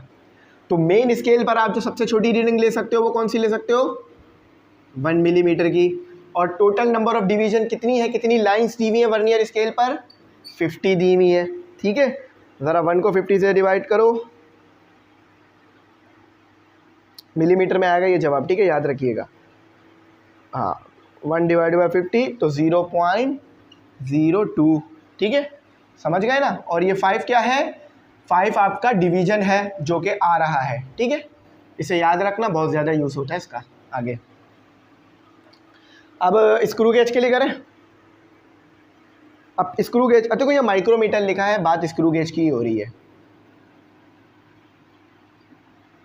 ठीक है, चलो माइक्रोमीटर ही लिख देता हूँ। देखो माइक्रोमीटर स्क्रू गेज की बात हो रही है यहाँ, ठीक है, माइक्रोमीटर। तो मैं इसलिए माइक्रोमीटर लिख रहा हूँ ताकि अगर कभी माइक्रोमीटर लिखा हुआ आ जाए तो आप कंफ्यूज ना हो। अच्छा, सेम तरीके कार से होगा, गिवन डेटा लिखेंगे सबसे पहले, टू फाइंड लिखेंगे सबसे उसके बाद, ठीक है। मेन स्केल की रीडिंग को आप शॉर्ट फॉर्म में भी लिख सकते हो, लेकिन मैं अभी नहीं लिख रहा हूँ शॉर्ट फॉर्म में, ठीक है। मेन स्केल रीडिंग आपके पास कितनी है, 12.5 मिलीमीटर, ठीक है। उसके बाद सर्कुलर स्केल, अब चूँकि स्क्रू गेज एक सर्कुलर जो है वो स्केल भी रखता है, तो इसलिए इसको सर्कुलर स्केल ही कहा जा रहा है, सर्कुलर स्केल, READING, ठीक है। अच्छा 26, अब 36 कैसे आया ये बताता हूँ, मल्टीप्लाई बाय 0.01 कैसे आया ये बताता हूँ, और 0.36 कैसे आया ये बताता हूँ, ठीक है। ऊपर वाला भी बताना है मिलीमीटर है, और कैलकुलेट आपने रीडिंग करनी है फाइनल। इधर आ जाओ ज़रा, कहाँ रह गए आप लोग। अच्छा देखो ये रहा आपके पास स्क्रू गेज, है ना, माइक्रोमीटर स्क्रू गेज। तो यहाँ से तो आपको पता चल रहा है कि आपके पास मेन स्केल की रीडिंग क्या है, ठीक है। देखो ये 5 है, ये 10 आ गया आपके पास, और फिर आ गया आपके पास 1, 11, 12, 13, 14, कुछ करीब करीब आया होगा, इन्होंने लिया होगा, ये रहा नीचे लिया होगा, करीब करीब इन्होंने लिया होगा, ये रहा 12.5, ठीक है, और सही है 12.5 सही आया। ये नीचे वाला जो स्केल है ना वो 0.5 का है, ऊपर वाला स्केल 1 का है, तो 0.5, 11, 12 और 12.5 याद रखना। ऊपर नीचे वाला स्केल 0.5 का है, यानी नीचे वाला डिवीज़न 0.5 का है, ऊपर वाला डिवीज़न 1 का है। तो इसीलिए यहाँ पर अगर लोगे ना तो 10.5, यहाँ पर लोगे तो 11, यहाँ पर लोगे तो 11.5, यहाँ पर अगर आ रहा होगा तो 12, तो नीचे आ रहा है 12.5 आएगा, ठीक है। अच्छा अब देखो ये डिवीज़न कितने आ रहा है, 36 या 35 ले लो, आई थिंक मुझे याद है 36 लिया था हमने, देखो हाँ 36। अब इसका लीस्ट काउंट कैसे निकालते हैं कि इसकी पिच इसकी आएगी 0.5, ठीक है, और उस पिच में कितने जो है वो आपके पास डिवीज़न आए हैं वो करोगे तो 0.1 कर कर आपके पास वो आ जाएगा, ठीक है। तो 0.5 डिवाइडेड बाय 50 करो तो देखो पिच आपके पास आ रहा है 0.5 पिच आ रही है आपके पास, यानी आप जब उसे घुमाओगे, एक बार जब पूरा सर्कुलर स्केल घुमा लोगे तो जहाँ पर आके रुकेगा वो पिच हो गई। और total number of division circular scale पर आपको पता है कितने हैं, 50, तो 0.5 डिवाइड बाई 50 ये आ गया आपका। अच्छा अब देखो फाइनल रीडिंग कैसे निकलेगी इसकी, वही सेम तरीका है, फाइनल रीडिंग को R लिखेंगे, मेन स्केल भाई साहब, main scale reading add with circular scale reading, READING reading. ज़रा कर लीजिए रीडिंग, 12.5 प्लस 0.36, तो R आपके पास कितना आ रहा है 0.36, 12.86 आना चाहिए, सॉरी 12.86 आना चाहिए। हाँ देखो बिल्कुल वही आ रहा है, 12.86 मिलीमीटर यूनिट मस्ट है लिखना। ठीक है, तो ये इस तरह से कैलकुलेट हुआ है हमारे पास हमारा वर्नियर स्केल की रीडिंग और मेन स्केल की रीडिंग, वर्नियर कैलिपर से रीडिंग और स्क्रू गेज से रीडिंग। अब आ जाओ न्यूमेरिकल सेक्शन पर, आ जाओ, कहाँ रहेगा, जल्दी आ जाओ, न्यूमेरिकल सेक्शन पर आ जाते हैं। ठीक है, न्यूमेरिकल आई थिंक 11 है या 9 है, 9 है, अच्छे खासे हैं। लेकिन एक एडवांटेज भी आ गया है, छोटे छोटे न्यूमेरिकल्स भी हैं, समझ में भी बड़े जल्दी आ जाएंगे। 2-3 न्यूमेरिकल मुझे पता है इसमें मुश्किल है, बाकी तो बड़े आसान न्यूमेरिकल्स हैं इसमें, बस ये असल क्वेश्चन आंसर्स थे मुश्किल, अब तो आसान है। तो अल्लाह करे ये 2 घंटे की वीडियो अपलोड हो जाए, क्योंकि 1 घंटा तो देखो यहाँ हो गया ना, 1 घंटा मुझे न्यूमेरिकल में लगेगा पूरा, लेकिन जल्दी जल्दी भी लिखूँगा ताकि आप लोगों का टाइम भी सेव कर लूँ मैं किसी तरह से, है ना, क्योंकि हमने पढ़ना भी है और प्रिसाइज करके पढ़ना है तरीके से। अच्छा, सबसे पहले आ जाओ न्यूमेरिकल पे। ठीक है, what is the percentage uncertainty in the measurement, इस मेजरमेंट में परसेंटेज अनसर्टेनिटी क्या है, न्यूमेरिकल नंबर 1, कल नंबर 1। ठीक है, तो परसेंटेज अनसर्टेनिटी क्या है इसमें निकालो। देखो सबसे पहले तो मेजरमेंट क्या है, मेजरमेंट लिख लो, गिवन डेटा लिखो, गिवन डेटा। ठीक है, और आपने पता क्या करना है, टू फाइंड करना है आपने PERCENTAGE, परसेंटेज अनसर्टेनिटी आपने कैलकुलेट करनी है, ऐसे लिखना बिल्कुल जैसे मैंने लिखा है। ठीक है, तो यहाँ परसेंट लिखा है, परसेंटेज लिख लेना आप लोग। अच्छा, अब परसेंटेज के लिए ना मैं ये इस्तेमाल करूँगा। अच्छा, अब आपने क्या करना है, अब आपने लिखनी है मेजरमेंट कितनी करके दी गई है, MEASUREMENT, मेजरमेंट आपको करके इन्होंने दी है, मेजरमेंट करके इन्होंने आपको दिए, नीचे लिख रहा हूँ मैं, जगह कम होने की वजह 3.67 प्लस माइनस ये अनसर्टेनिटी वाला पार्ट है। अच्छा देख लो, ये वैल्यू है आपकी और ये अनसर्टेनिटी वाला पार्ट है। ठीक है, ये अनसर्टेनिटी वाला पार्ट है।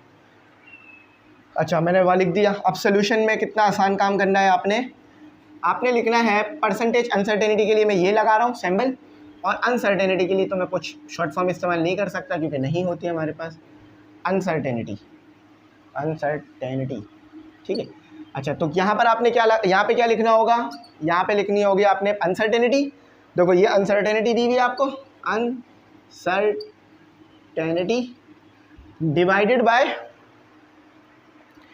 मेजर्ड वैल्यू, नहीं सिर्फ वैल्यू लिखो इसे, मेजर्ड वैल्यू नहीं लिखो इसे, वैल्यू। अच्छा जगह नहीं है, अब क्या करें, मल्टीप्लाई बाय 100 यहाँ लिख रहा हूँ। ठीक है, मल्टीप्लाई बाय 100, उसी के साथ बराबर में लिखना मल्टीप्लाई बाय 100। अच्छा अब देखो अनसर्टेनिटी कैलकुलेट हो गई आपके पास किस तरह से, 0.25 डिवाइडेड बाय वैल्यू ये रही 3.67 मल्टीप्लाई बाय परसेंटेज का है तो इसलिए आप इसको 100 से मल्टीप्लाई कर रहे हैं। ठीक है, अनसर्टेनिटी। ज़रा कैलकुलेटर का जल्दी से इस्तेमाल कीजिए बगैर रुके, डायरेक्ट एक साथ कैसे कैलकुलेट करते हैं ज़रा देखो। 0.27 मल्टीप्लाई बाय 100 डिवाइडेड बाय 3.67, तो परसेंटेज अनसर्टेनिटी आ रही है 6.81, 6.81%। परसेंट इसलिए लगा रहे हैं क्योंकि आपने परसेंटेज अनसर्टेनिटी निकाली है ना, बिल्कुल सही है।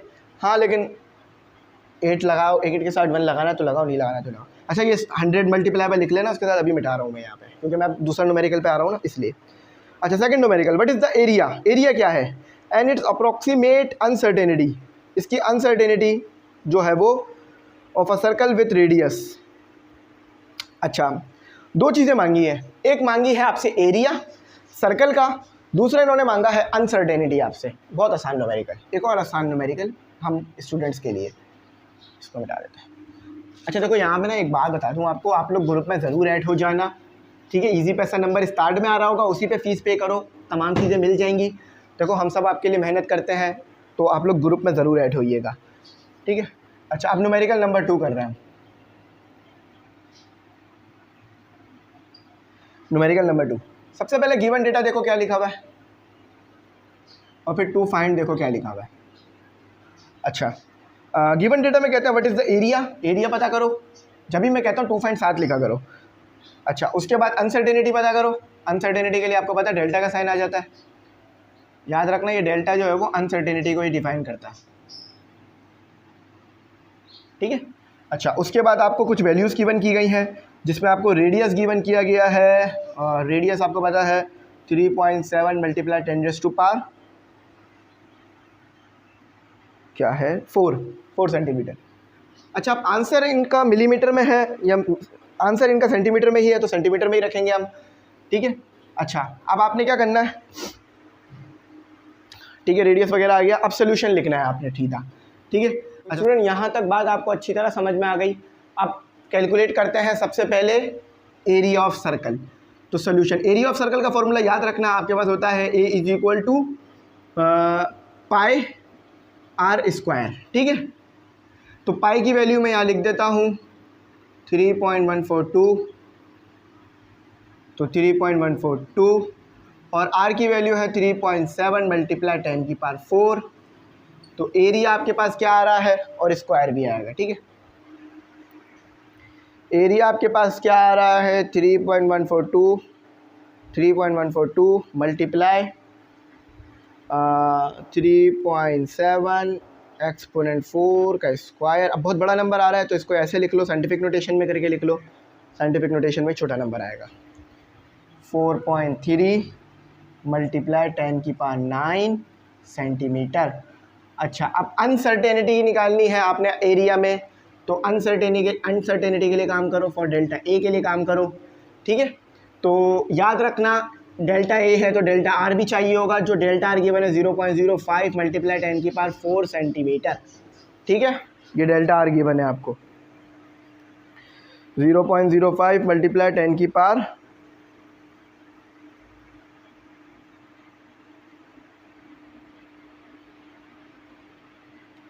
अच्छा, आप आगे काम करते हैं, फार्मूला लिखो। देखो ये फार्मूला मैंने पीछे ड्राइव करवाया था आपको अनसर्टेनिटी कैलकुलेट करने के लिए, तो वो आपके पास था A = 2 pi r delta R. ये मैंने ना आपको कैलकुलेट करना निकालना सिखाया था, ये फार्मूला आपको अगर याद हो तो। 2 और 3.142 और r कितना है 3.7 मल्टीप्लाई 10⁴, डेल्टा आर कितना है 0.05 मल्टीप्लाई 10⁴, ठीक है। ये डेल्टा आर आएगा, डेल्टा ए आएगा, ठीक है। आप सबको एक साथ कैलकुलेट कर सकते हो, कोई मसला नहीं है, कैलकुलेटर इस काम के लिए बना है। तो देखो 2 multiply 3.142 multiply 3.7 exponent 4 multiply 0.05 exponent 4, तो देखो ये आ रहा है 1.8 कर आ रहा है, ठीक है, और बिल्कुल सही आ रहा है, ठीक है। ऐसे लिख लो 1.1 मल्टीप्लाई 10⁸ लिख लो,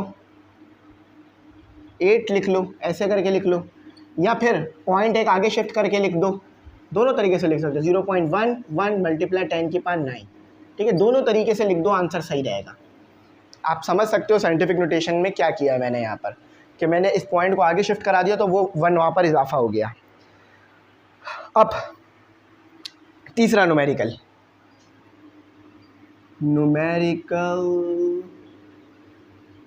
3, ठीक है। मैं तीसरा न्यूमेरिकल यहाँ से आपको कराता हूँ आके, बल्कि यहीं से करा देता भाई, बल्कि यहाँ से कराए ना, हाथ दर्द हो रहा है मेरा असल में इसलिए।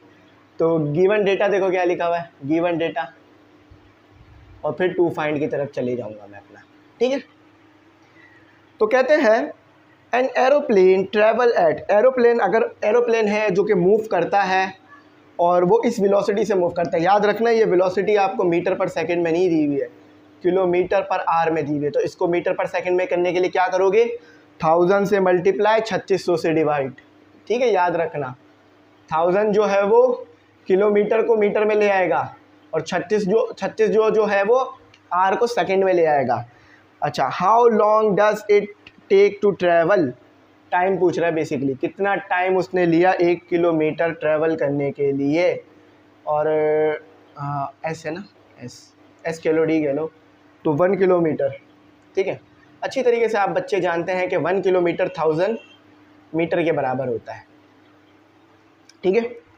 तो यहाँ पर आपके पास क्या फॉर्मूला आएगा, सिंपल फॉर्मूला आएगा हमारे पास, v equal to S upon T, T को इधर ले जाओ, v को इधर ले आओ,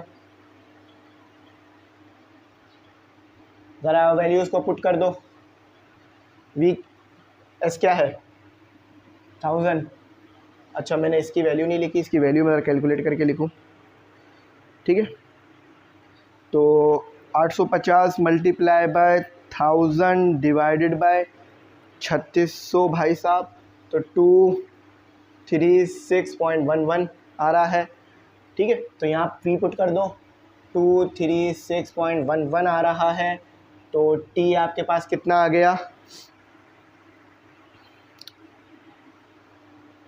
1000 है, ठीक है। 1000 डिवाइडेड बाय 236.11 4.235, ठीक है। वैसे तो बहुत बड़ा नंबर आ रहा है, लेकिन अब इसको राउंड ऑफ करते हैं। देखो राउंड ऑफ क्यों कर रहा हूँ, क्योंकि जो सबसे छोटा नंबर है ना उसमें 3 सिग्निफिकेंट फिगर थे, लेकिन यहाँ मतलब जो हमारे पास ओरिजिनल वैल्यू थी उसमें सबसे छोटा नंबर ये था 850, उस पर 3 सिग्निफिकेंट फिगर थे, बल्कि 2 सिग्निफिकेंट फिगर हो गए, नहीं ये रहा, ये हो जाएगा, क्योंकि ये था लेकिन हमने इसे ये बना लिया, तो हमने यहाँ पर जो है वो 3 सिग्निफिकेंट फिगर ले लिए, ठीक है। तो इसको थोड़ा सा सिग्निफिकेंट फिगर इसके कम कर देते हैं, तो 4.24 कर दो सेकेंड, तो ये आ गया, सिग्निफिकेंट फिगर का रूल लगा दिया, ठीक है। तो ये हमारा यहाँ कैलकुलेट हो गया, ज़रा देख लो इसको सही तरीके से, और अल्लाह का शुक्र है बिल्कुल ठीक आया है। तीसरा न्यूमेरिकल था ना, चौथा न्यूमेरिकल पर आओ, कहाँ रह गए आप लोग। तो अगर आपको इसके नोट्स चाहिए हो इस न्यूमेरिकल के, तो 6 चैप्टर के नोट बन गए हैं, 150 उसकी फ़ीस रखी है। देखो पता है एक नोट्स बनाने में ना, एक चैप्टर लिखने में कम से कम ना 4-5 दिन लग जाता है, इतना ज़्यादा मेहनत का काम है, तो ज़्यादा लोग बैठ के काम करते हैं ताकि जल्दी हो जाए। आप लोग देख रहे हैं कितने इसमें हार्ड चीज़ें भी मौजूद हैं, तो इसलिए 150 फ़ीस है, 6 चैप्टर होंगे उसमें, आप लोग बाय कर लीजिएगा। और इंशाल्लाह जब 14 चैप्टर पूरे कंप्लीट हो जाएंगे तो वो भी हम आपको दे देंगे, ठीक है, मसला नहीं है कोई, इंशाल्लाह कर देंगे। अच्छा 4 वाले में देखो कहते हैं न्यूमेरिकल, बराबर में चल रहा होगा क्वेश्चन पेज, न्यूमेरिकल नंबर 4 आ जाओ, आपके पास क्या आता है, गिवन डेटा आ गया सबसे पहले, टू फाइंड आ गया, उसके बाद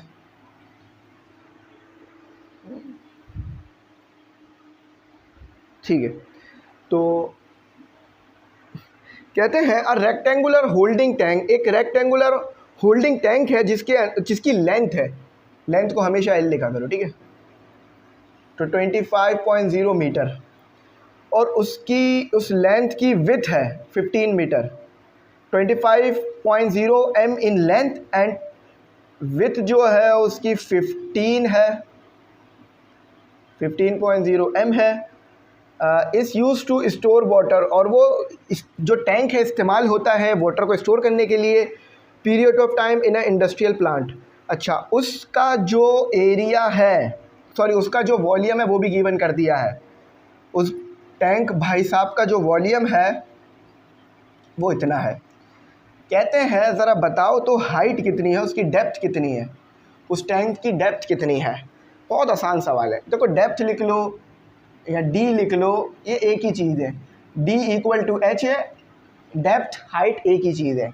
ये टैंक है, ठीक है, ये टैंक है, अब ये 2D बना है, इस तरह इसकी आ जाएगी विड्थ, ये आ गई इसकी हाइट, ये आ गई इसकी लेंथ, और ये पूरा इसका वॉल्यूम हो गया।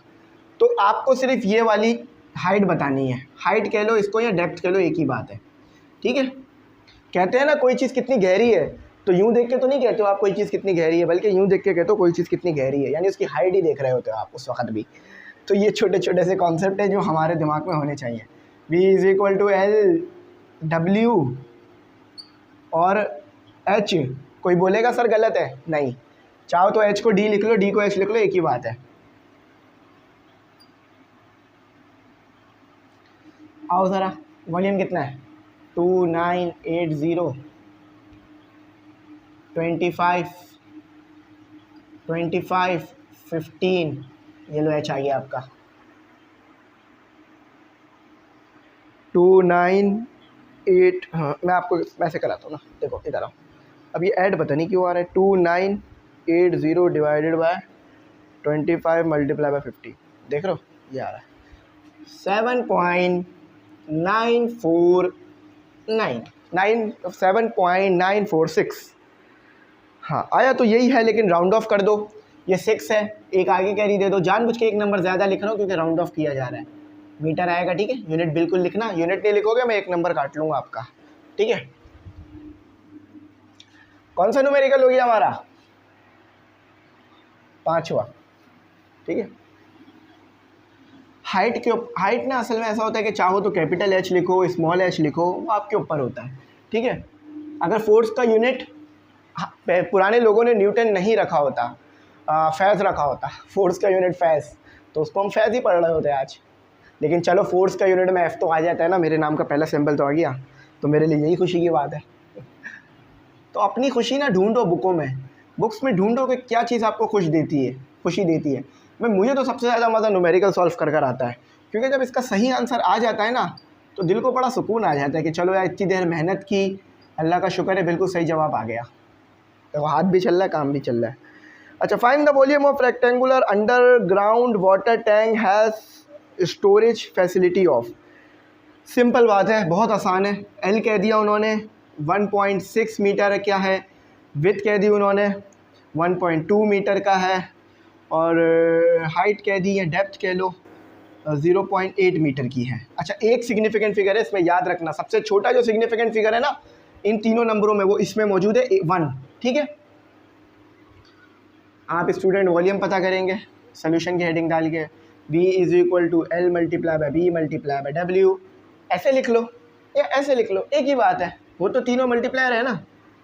तो ये चीज़ें करने की जो वजह होती है ना मेरी, वो ये होती है कि मैं डाउट क्लियर करता रहूँ आपके, कि कहीं आप ये ना सोचो कि मैं 0.8 लिखूँ या 1.2 0.8 लिखूँ, तो फिर आप लोग बहुत उलझ जाओगे ना मामलात में। इसलिए आप लोगों को सुलझाने के लिए मैं ये करता हूँ, क्योंकि मैं फिर बोल रहा हूँ, मैं ख़ुद भी एक स्टूडेंट हूँ और आप लोगों को पढ़ाता हूँ, तो इसका मतलब ये नहीं है कि मुझे पता नहीं होता कि क्या चीज़ बतानी है क्या नहीं, मुझे पता होता है तो मैं बताता रहता हूँ।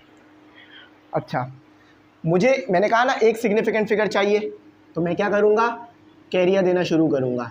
तो 1.84 तो ख़त्म हो जाएगा क्योंकि वो छोटा ही नंबर है, तो 1.8 आ गया आपके पास, ठीक है। अब 1.8 ऑलमोस्ट करीब होता है, आगे कैरी दूंगा तो ये 9 नहीं बनाएगा। ऐसा नहीं होगा कि पॉइंट के बाद आप कैरी देकर आगे 9 बना दें, 9 नहीं, बिल्कुल 2 बनेगा।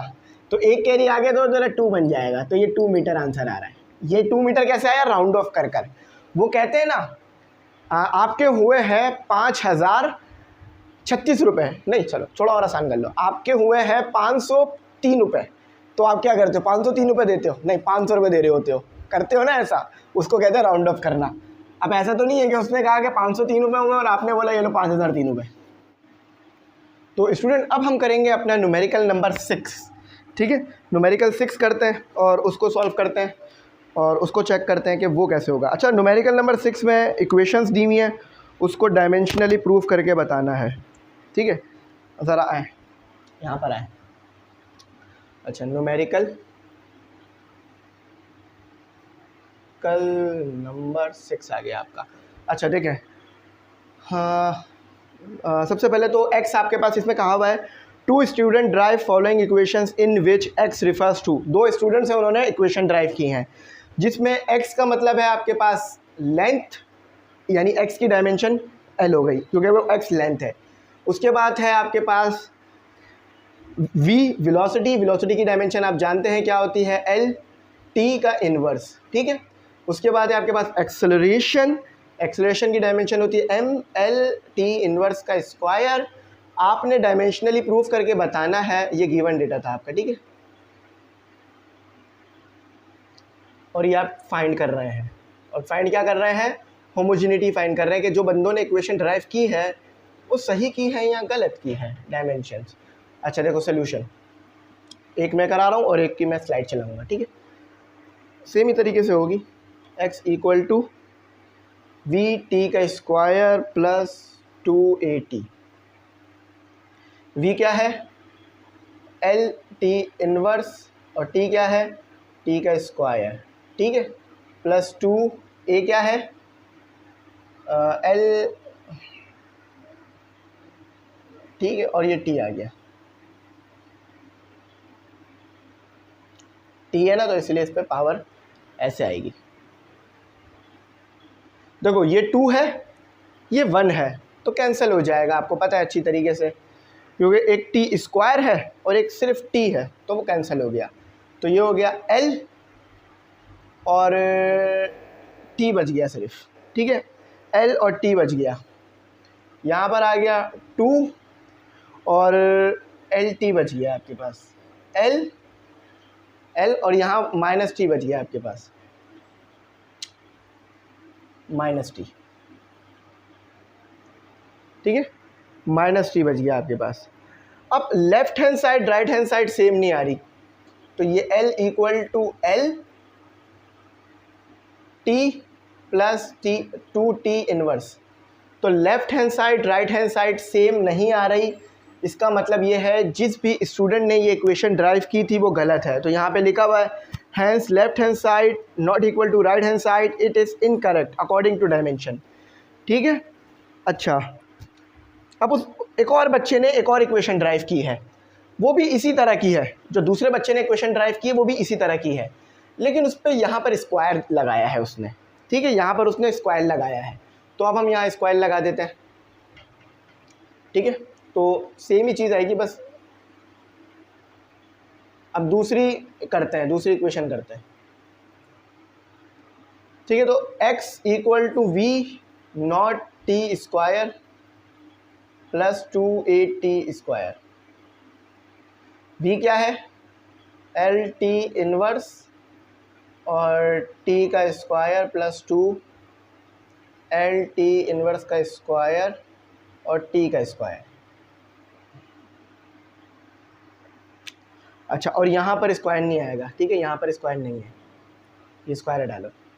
अच्छा अब देखो दूसरे बच्चे ने जो ड्राइव की है, ये वाला t प्लस पॉजिटिव का t पावर में नेगेटिव के t को तो ख़त्म कर देगा, सिर्फ l बच जाएगा, और यहाँ पर बच गया ये वाला, बेसिस सेम में पावर ऐड हो जाएंगी तो -2 + 2 को कैंसिल कर देगा, तो वो वाला t भी ख़त्म हो जाएगा।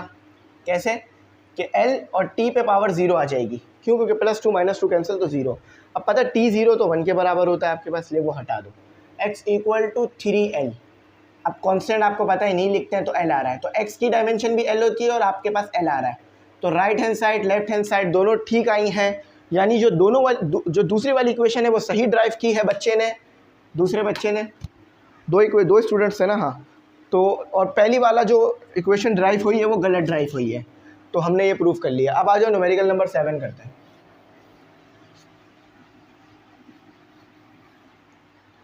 ठीक है, न्यूमेरिकल नंबर 7 करते हैं।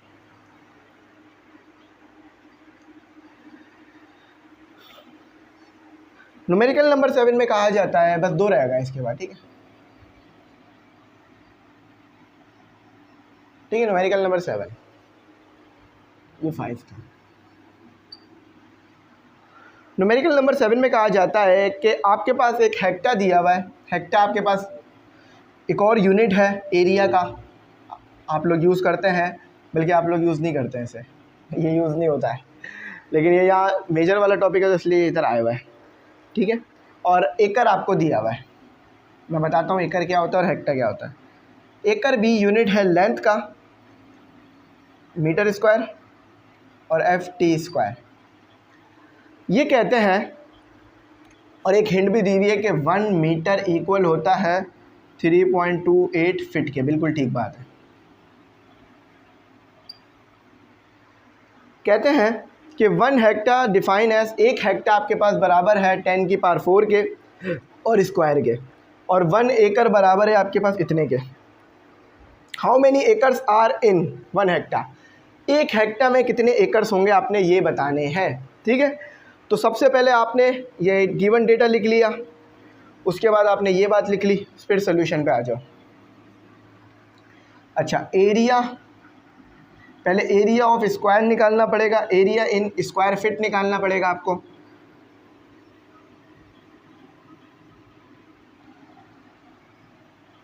फीट नीचे लिख लेना। तो एरिया ऑफ स्क्वायर फीट आपके पास आएगा इन दोनों का प्रोडक्ट। तो एरिया ऑफ स्क्वायर फीट क्या आ रहा है देखो,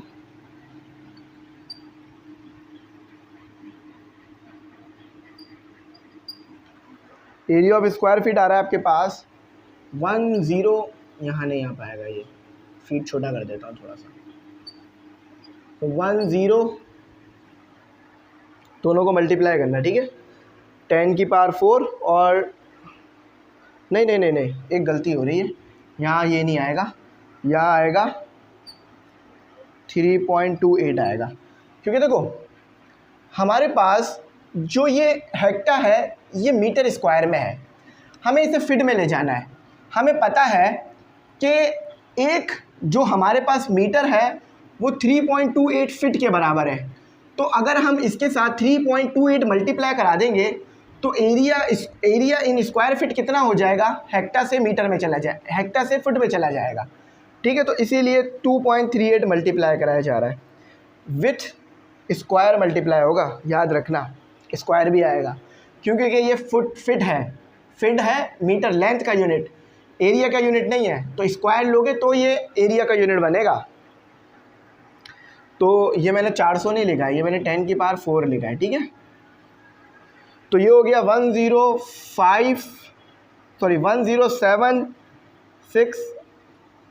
107,600 फुट स्क्वायर। तो देखा आपके पास जो मीटर स्क्वायर था अब वो फुट स्क्वायर में आ गया है। अच्छा, नंबर ऑफ एकर्स बताने थे ना आपने, नंबर ऑफ एकर्स बताने थे आपने। तो नंबर ऑफ एकर्स इधर है, फुट में है आपके पास, कितने हैं, ये रहे 107,600, ठीक है। इसका फॉर्मूला लिख लो ना, बल्कि एक काम करो, इसका फॉर्मूला लिखो, AREA, area in SQUARE square feet divided by, area in square feet divided by 4 multiply 10 की पावर 4। अच्छा, तो अब यहाँ पर आपका आंसर आना चाहिए इस तरह से, बस ये यूनिट कन्वर्जन हो रही है और कुछ नहीं है। थोड़ा सा गौर करेंगे ना समझ में आ जाएगा। 107, देखो square area in square feet आप कितना निकाल के लाए, और 4 मल्टीप्लाई 10 की पावर 4। तो आपका फाइनल आंसर क्या बनता है, चलो फाइनल आंसर देखते हैं हमारा क्या आता है।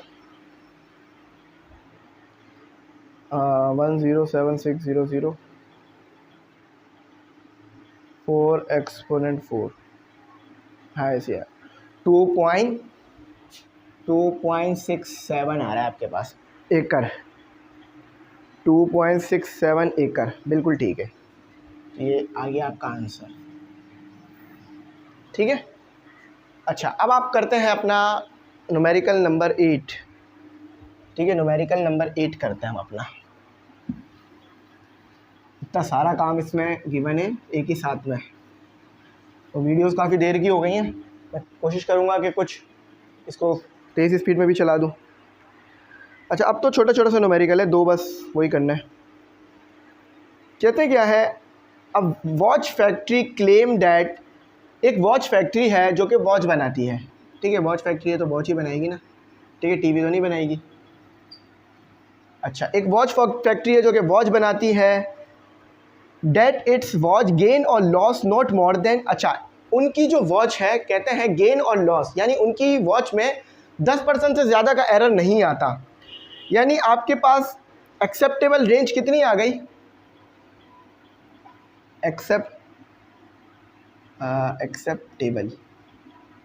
एक्सेप्टेबल रेंज कितनी आ गई आपके पास 10 सेकंड की। ठीक है, यहाँ लिखो थोड़ा सा, 10 सेकंड की आ गई। आपने पता क्या करना है, परसेंटेज एक्यूरेसी पता करनी है। अब इसका फॉर्मूला याद रखना,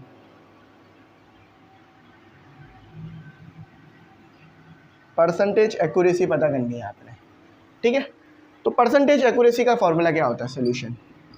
अरे को परसेंटेज है तो 100 तो मल्टीप्लाई हो ही रहा होगा। परसेंटेज एक्यूरेसी का फॉर्मूला होता है, परसेंटेज एक्यूरेसी का फॉर्मूला होता है एक्यूरेसी, एक्सेप्टेबल रेंज, ये रही एक्सेप्टेबल रेंज। ठीक है, acceptable range divided by total second in a year, total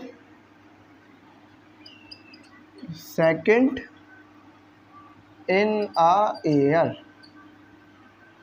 ठीक है, ये फॉर्मूला है इसका। अब देखो परसेंटेज है तो मैं परसेंटेज के लिए ये इस्तेमाल कर लूँगा सिंबल। एक्यूरेसी की बात हुई है तो एक्यूरेसी के लिए ये आ गया। एक्सेप्टेबल रेंज आपने कितनी निकाली थी, 10 सेकंड की निकाली थी। अब टोटल सेकंड इन ईयर कैसे निकालोगे, दिन कितने होते हैं, 365 होते हैं ना, 365.5 करके कुछ होता है, सिर्फ 365, हाँ 365 लिए हैं टीचर ने। अच्छा, अब 365 दिन में, 365 दिन होते हैं ना एक ईयर में। अब घंटे कितने होते हैं, 24। सेकंड कितने होते हैं, सॉरी मिनट कितने होते हैं, 60। मल्टीप्लाई कितने होते हैं, और सॉरी सेकंड कितने होते हैं, 60। मैं एक बार और बताता हूँ। देखो एक साल में दिन इतने हो गए, घंटे इतने हो गए, मिनट इतने हो गए, सेकंड इतने आ गए। ठीक है, तो ये आपके पास क्या और मल्टीप्लाई बाय 100 भी होगा इधर, मल्टीप्लाई बाय 100। ठीक है, तो ये आपको आ जाएगी परसेंटेज एक्यूरेसी। ठीक है, तो कितनी आ रही है परसेंटेज एक्यूरेसी आपके पास, आओ कैलकुलेट करते हैं। देखो कैलकुलेट कैसे होगा, कैलकुलेट करके बताता हूँ। 10 divided by 365 multiply 24 multiply by 60 multiply by 60। बहुत छोटा नंबर आ रहा है तो इसको ज़रा आयोटा नहीं लगाना। हाँ 3.17 मल्टीप्लाई 10 की पावर -7। अच्छा, शायद हम एक नंबर गलत लगा रहे हैं, जब भी हमारा आंसर में फ़र्क आ रहा है। ठीक है, तो हम कोई गलती नहीं कर रहे हैं, बस हम ना 100 नहीं लगाया हमने ना, 100 भी लगाना था। देखो हमने 100 लगाया, बगैर कैलकुलेट कर डाला था, तो हमने 100 लगाया तो फिर सही हो गया। देखो 3.17 मल्टीप्लाई 10 की पावर -7, 3.17 मल्टीप्लाई 10 की पावर -7, तो ये इसकी है परसेंटेज एक्यूरेसी। ठीक है, अब परसेंटेज एक्यूरेसी आ जाने के बाद हमारा यहाँ पर ये सवाल तो कंप्लीट हो गया। अच्छा सॉरी 7 नहीं 5 आ रहा है, हाँ 5, 7 बोल रहा हूँ 5। ठीक है, 3.17 मल्टीप्लाई 10 की पावर -7। अच्छा, अब आ जाते हैं हम अपने आखिरी न्यूमेरिकल की तरफ, जो कि मैं यहाँ से स्टार्ट लेता हूँ और वहाँ तक ले जाता हूँ करता हुआ। अच्छा, न्यूमेरिकल नंबर 9 है, 8 हो गया न्यूमेरिकल नंबर। देख रहे हैं कितने सारे इसमें न्यूमेरिकल है कि कराते कराते जो है वो शाम हो गई। दोपहर से शुरू किया था, शाम हो गई। तो कहते हैं the diameter of moon is, moon का डायमीटर आपको गिवन कर दिया इन्होंने, पर किलोमीटर में दिया है। ठीक है, तो मून का डायमीटर आपको इन्होंने गिवन किया है 3480 किलोमीटर। आंसर भी किलोमीटर में रखेंगे। What is the volume of the moon, moon का वॉल्यूम पूछ रहे हैं। याद रखना VM लिख रहा हूँ, वॉल्यूम ऑफ मून। एक स्पेयर होता है तो 4/3 πr³ आएगा। रेडियस तो चाहिए ही होगा अगर वॉल्यूम निकालना है, तो 3480 मल्टीप्लाई नहीं डिवाइड होगा, क्योंकि देखो रेडियस क्या होता है, हाफ होता है ना डायमीटर का, तो डिवाइड कर दो। तो 2 डिवाइड कर दो ज़रा इसके साथ, तो 3 डायमीटर का हाफ होता है रेडियस, याद रखना ये बात आपने, डिवाइड करिएगा, ठीक है। तो रेडियस आपके पास आ रहा है 1740 किलोमीटर में ही आएगा अभी भी, क्योंकि अभी तक आप मीटर में नहीं लेके गए उसे, ठीक है। अच्छा, और साथ ही साथ इन्होंने आगे कहा है how many moons would be needed to create a volume equal to the volume of earth. Number of moons आपने बताने हैं, नंबर ऑफ मून्स, कितने मून होंगे कि उन सब का वॉल्यूम मिलकर अर्थ के वॉल्यूम के बराबर बन जाएगा। फॉर एग्जांपल अर्थ का वॉल्यूम है आपके पास 10, पाल से ही कर लेता हूँ, ठीक है, खराब होगा, हाँ बेहतर। अच्छा, अर्थ का वॉल्यूम है आपके पास 10 और एक मून का वॉल्यूम है आपके पास 2, तो कितने जो मून है वो आपके पास होंगे, तो 10 जो है वो बराबर हो जाएगा 2 के, बिल्कुल सही। 5 मून होंगे तो आपके पास 5 मून मिलकर अर्थ के वॉल्यूम के बराबर बन जाएंगे, ठीक है। तो मैं इसको थोड़ा सा और आसान करके समझाता हूँ कि समझो आपके पास एक अर्थ है जिसका वॉल्यूम है आपके पास 10 मीटर क्यूब का, और जो मून है उसका एक मून है आपके पास, उसका वॉल्यूम है 2 मीटर क्यूब का। तो कितने और मून आपको चाहिए होंगे कि वो मिलकर, तमाम मिलकर अर्थ के वॉल्यूम के मुताबिक हो जाए। तो आपको बात समझ में आ रही है कि अगर आप 5 और मून ले लेंगे तो उन 5 मून का वॉल्यूम 10 हो जाएगा, एक का 2 है ना, तो बाकी 5 का 5 मल्टीप्लाई बाय 2 10 हो गया। तो जो उन 5 का जो वॉल्यूम है वो अर्थ के वॉल्यूम के बराबर हो जाएगा। तो यहाँ पर आपने यही बात जो है वो बतानी है कि कितने आपके पास और मून होने चाहिए। तो बेसिकली डिवाइड कर देना, आ जाएगा, ठीक है।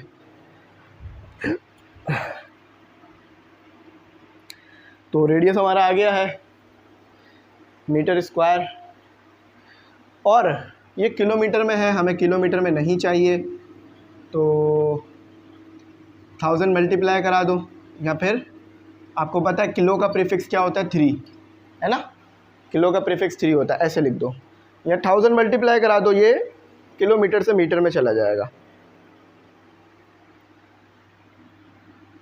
तो ये आएगा R is equal to 1 4 R equal to 1740 4 times 0 metre, ठीक है। अच्छा सर, आप वॉल्यूम ऑफ स्पेयर का फॉर्मूला लिख लो,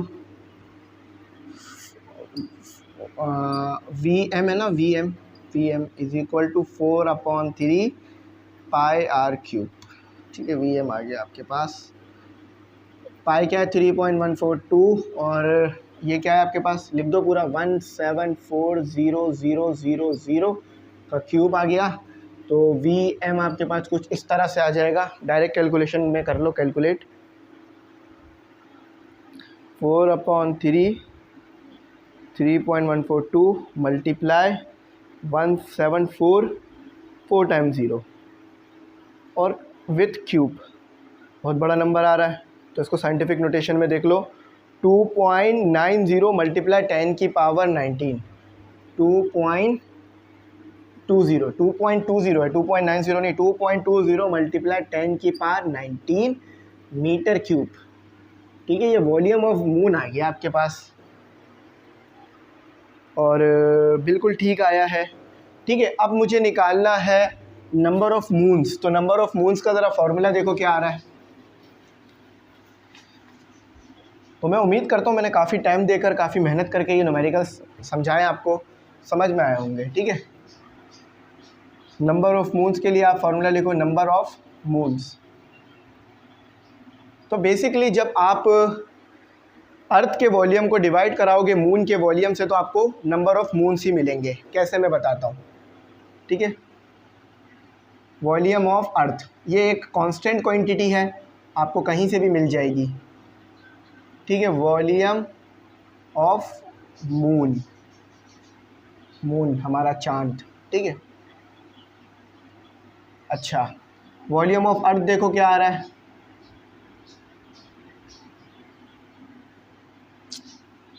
अर्थ, ठीक है, ये RTH अर्थ 1.0 मल्टीप्लाई 10 की पावर 21 और मीटर क्यूब में आ रहा होगा बेशक ये, ठीक है, मीटर क्यूब। जगह नहीं थी तो नीचे लिख दिया। वॉल्यूम ऑफ मून भी साथ ही साथ लिख लो, वॉल्यूम ऑफ मून वो निकाला था हमने 2.2 मल्टीप्लाई 10⁻19 मीटर क्यूब। अच्छा, नंबर ऑफ़ मून्स निकालने के लिए देखो क्या करना होगा। बेसिकली यहाँ पर ये पता चल रहा है कि इतने होंगे तो उतने के बराबर बनेंगे। 1.0 multiply 10⁻21, 2.2 multiply 10⁻19 number of moon equal to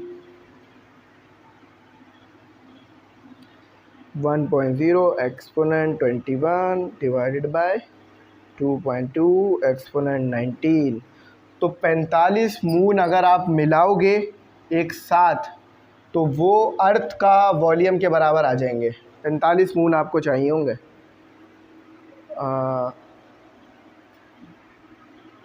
अच्छा, इसमें ना एक काम करो, अर्थ का जो वॉल्यूम है ना वो थोड़ा ज़्यादा लो, क्योंकि वरना आंसर हमारा जो है ना मैच नहीं करेगा।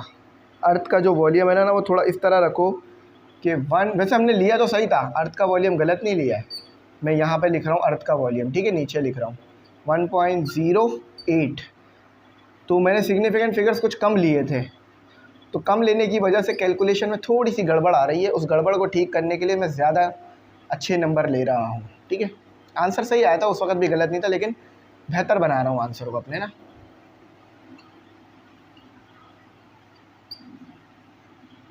ठीक है, आप सही है।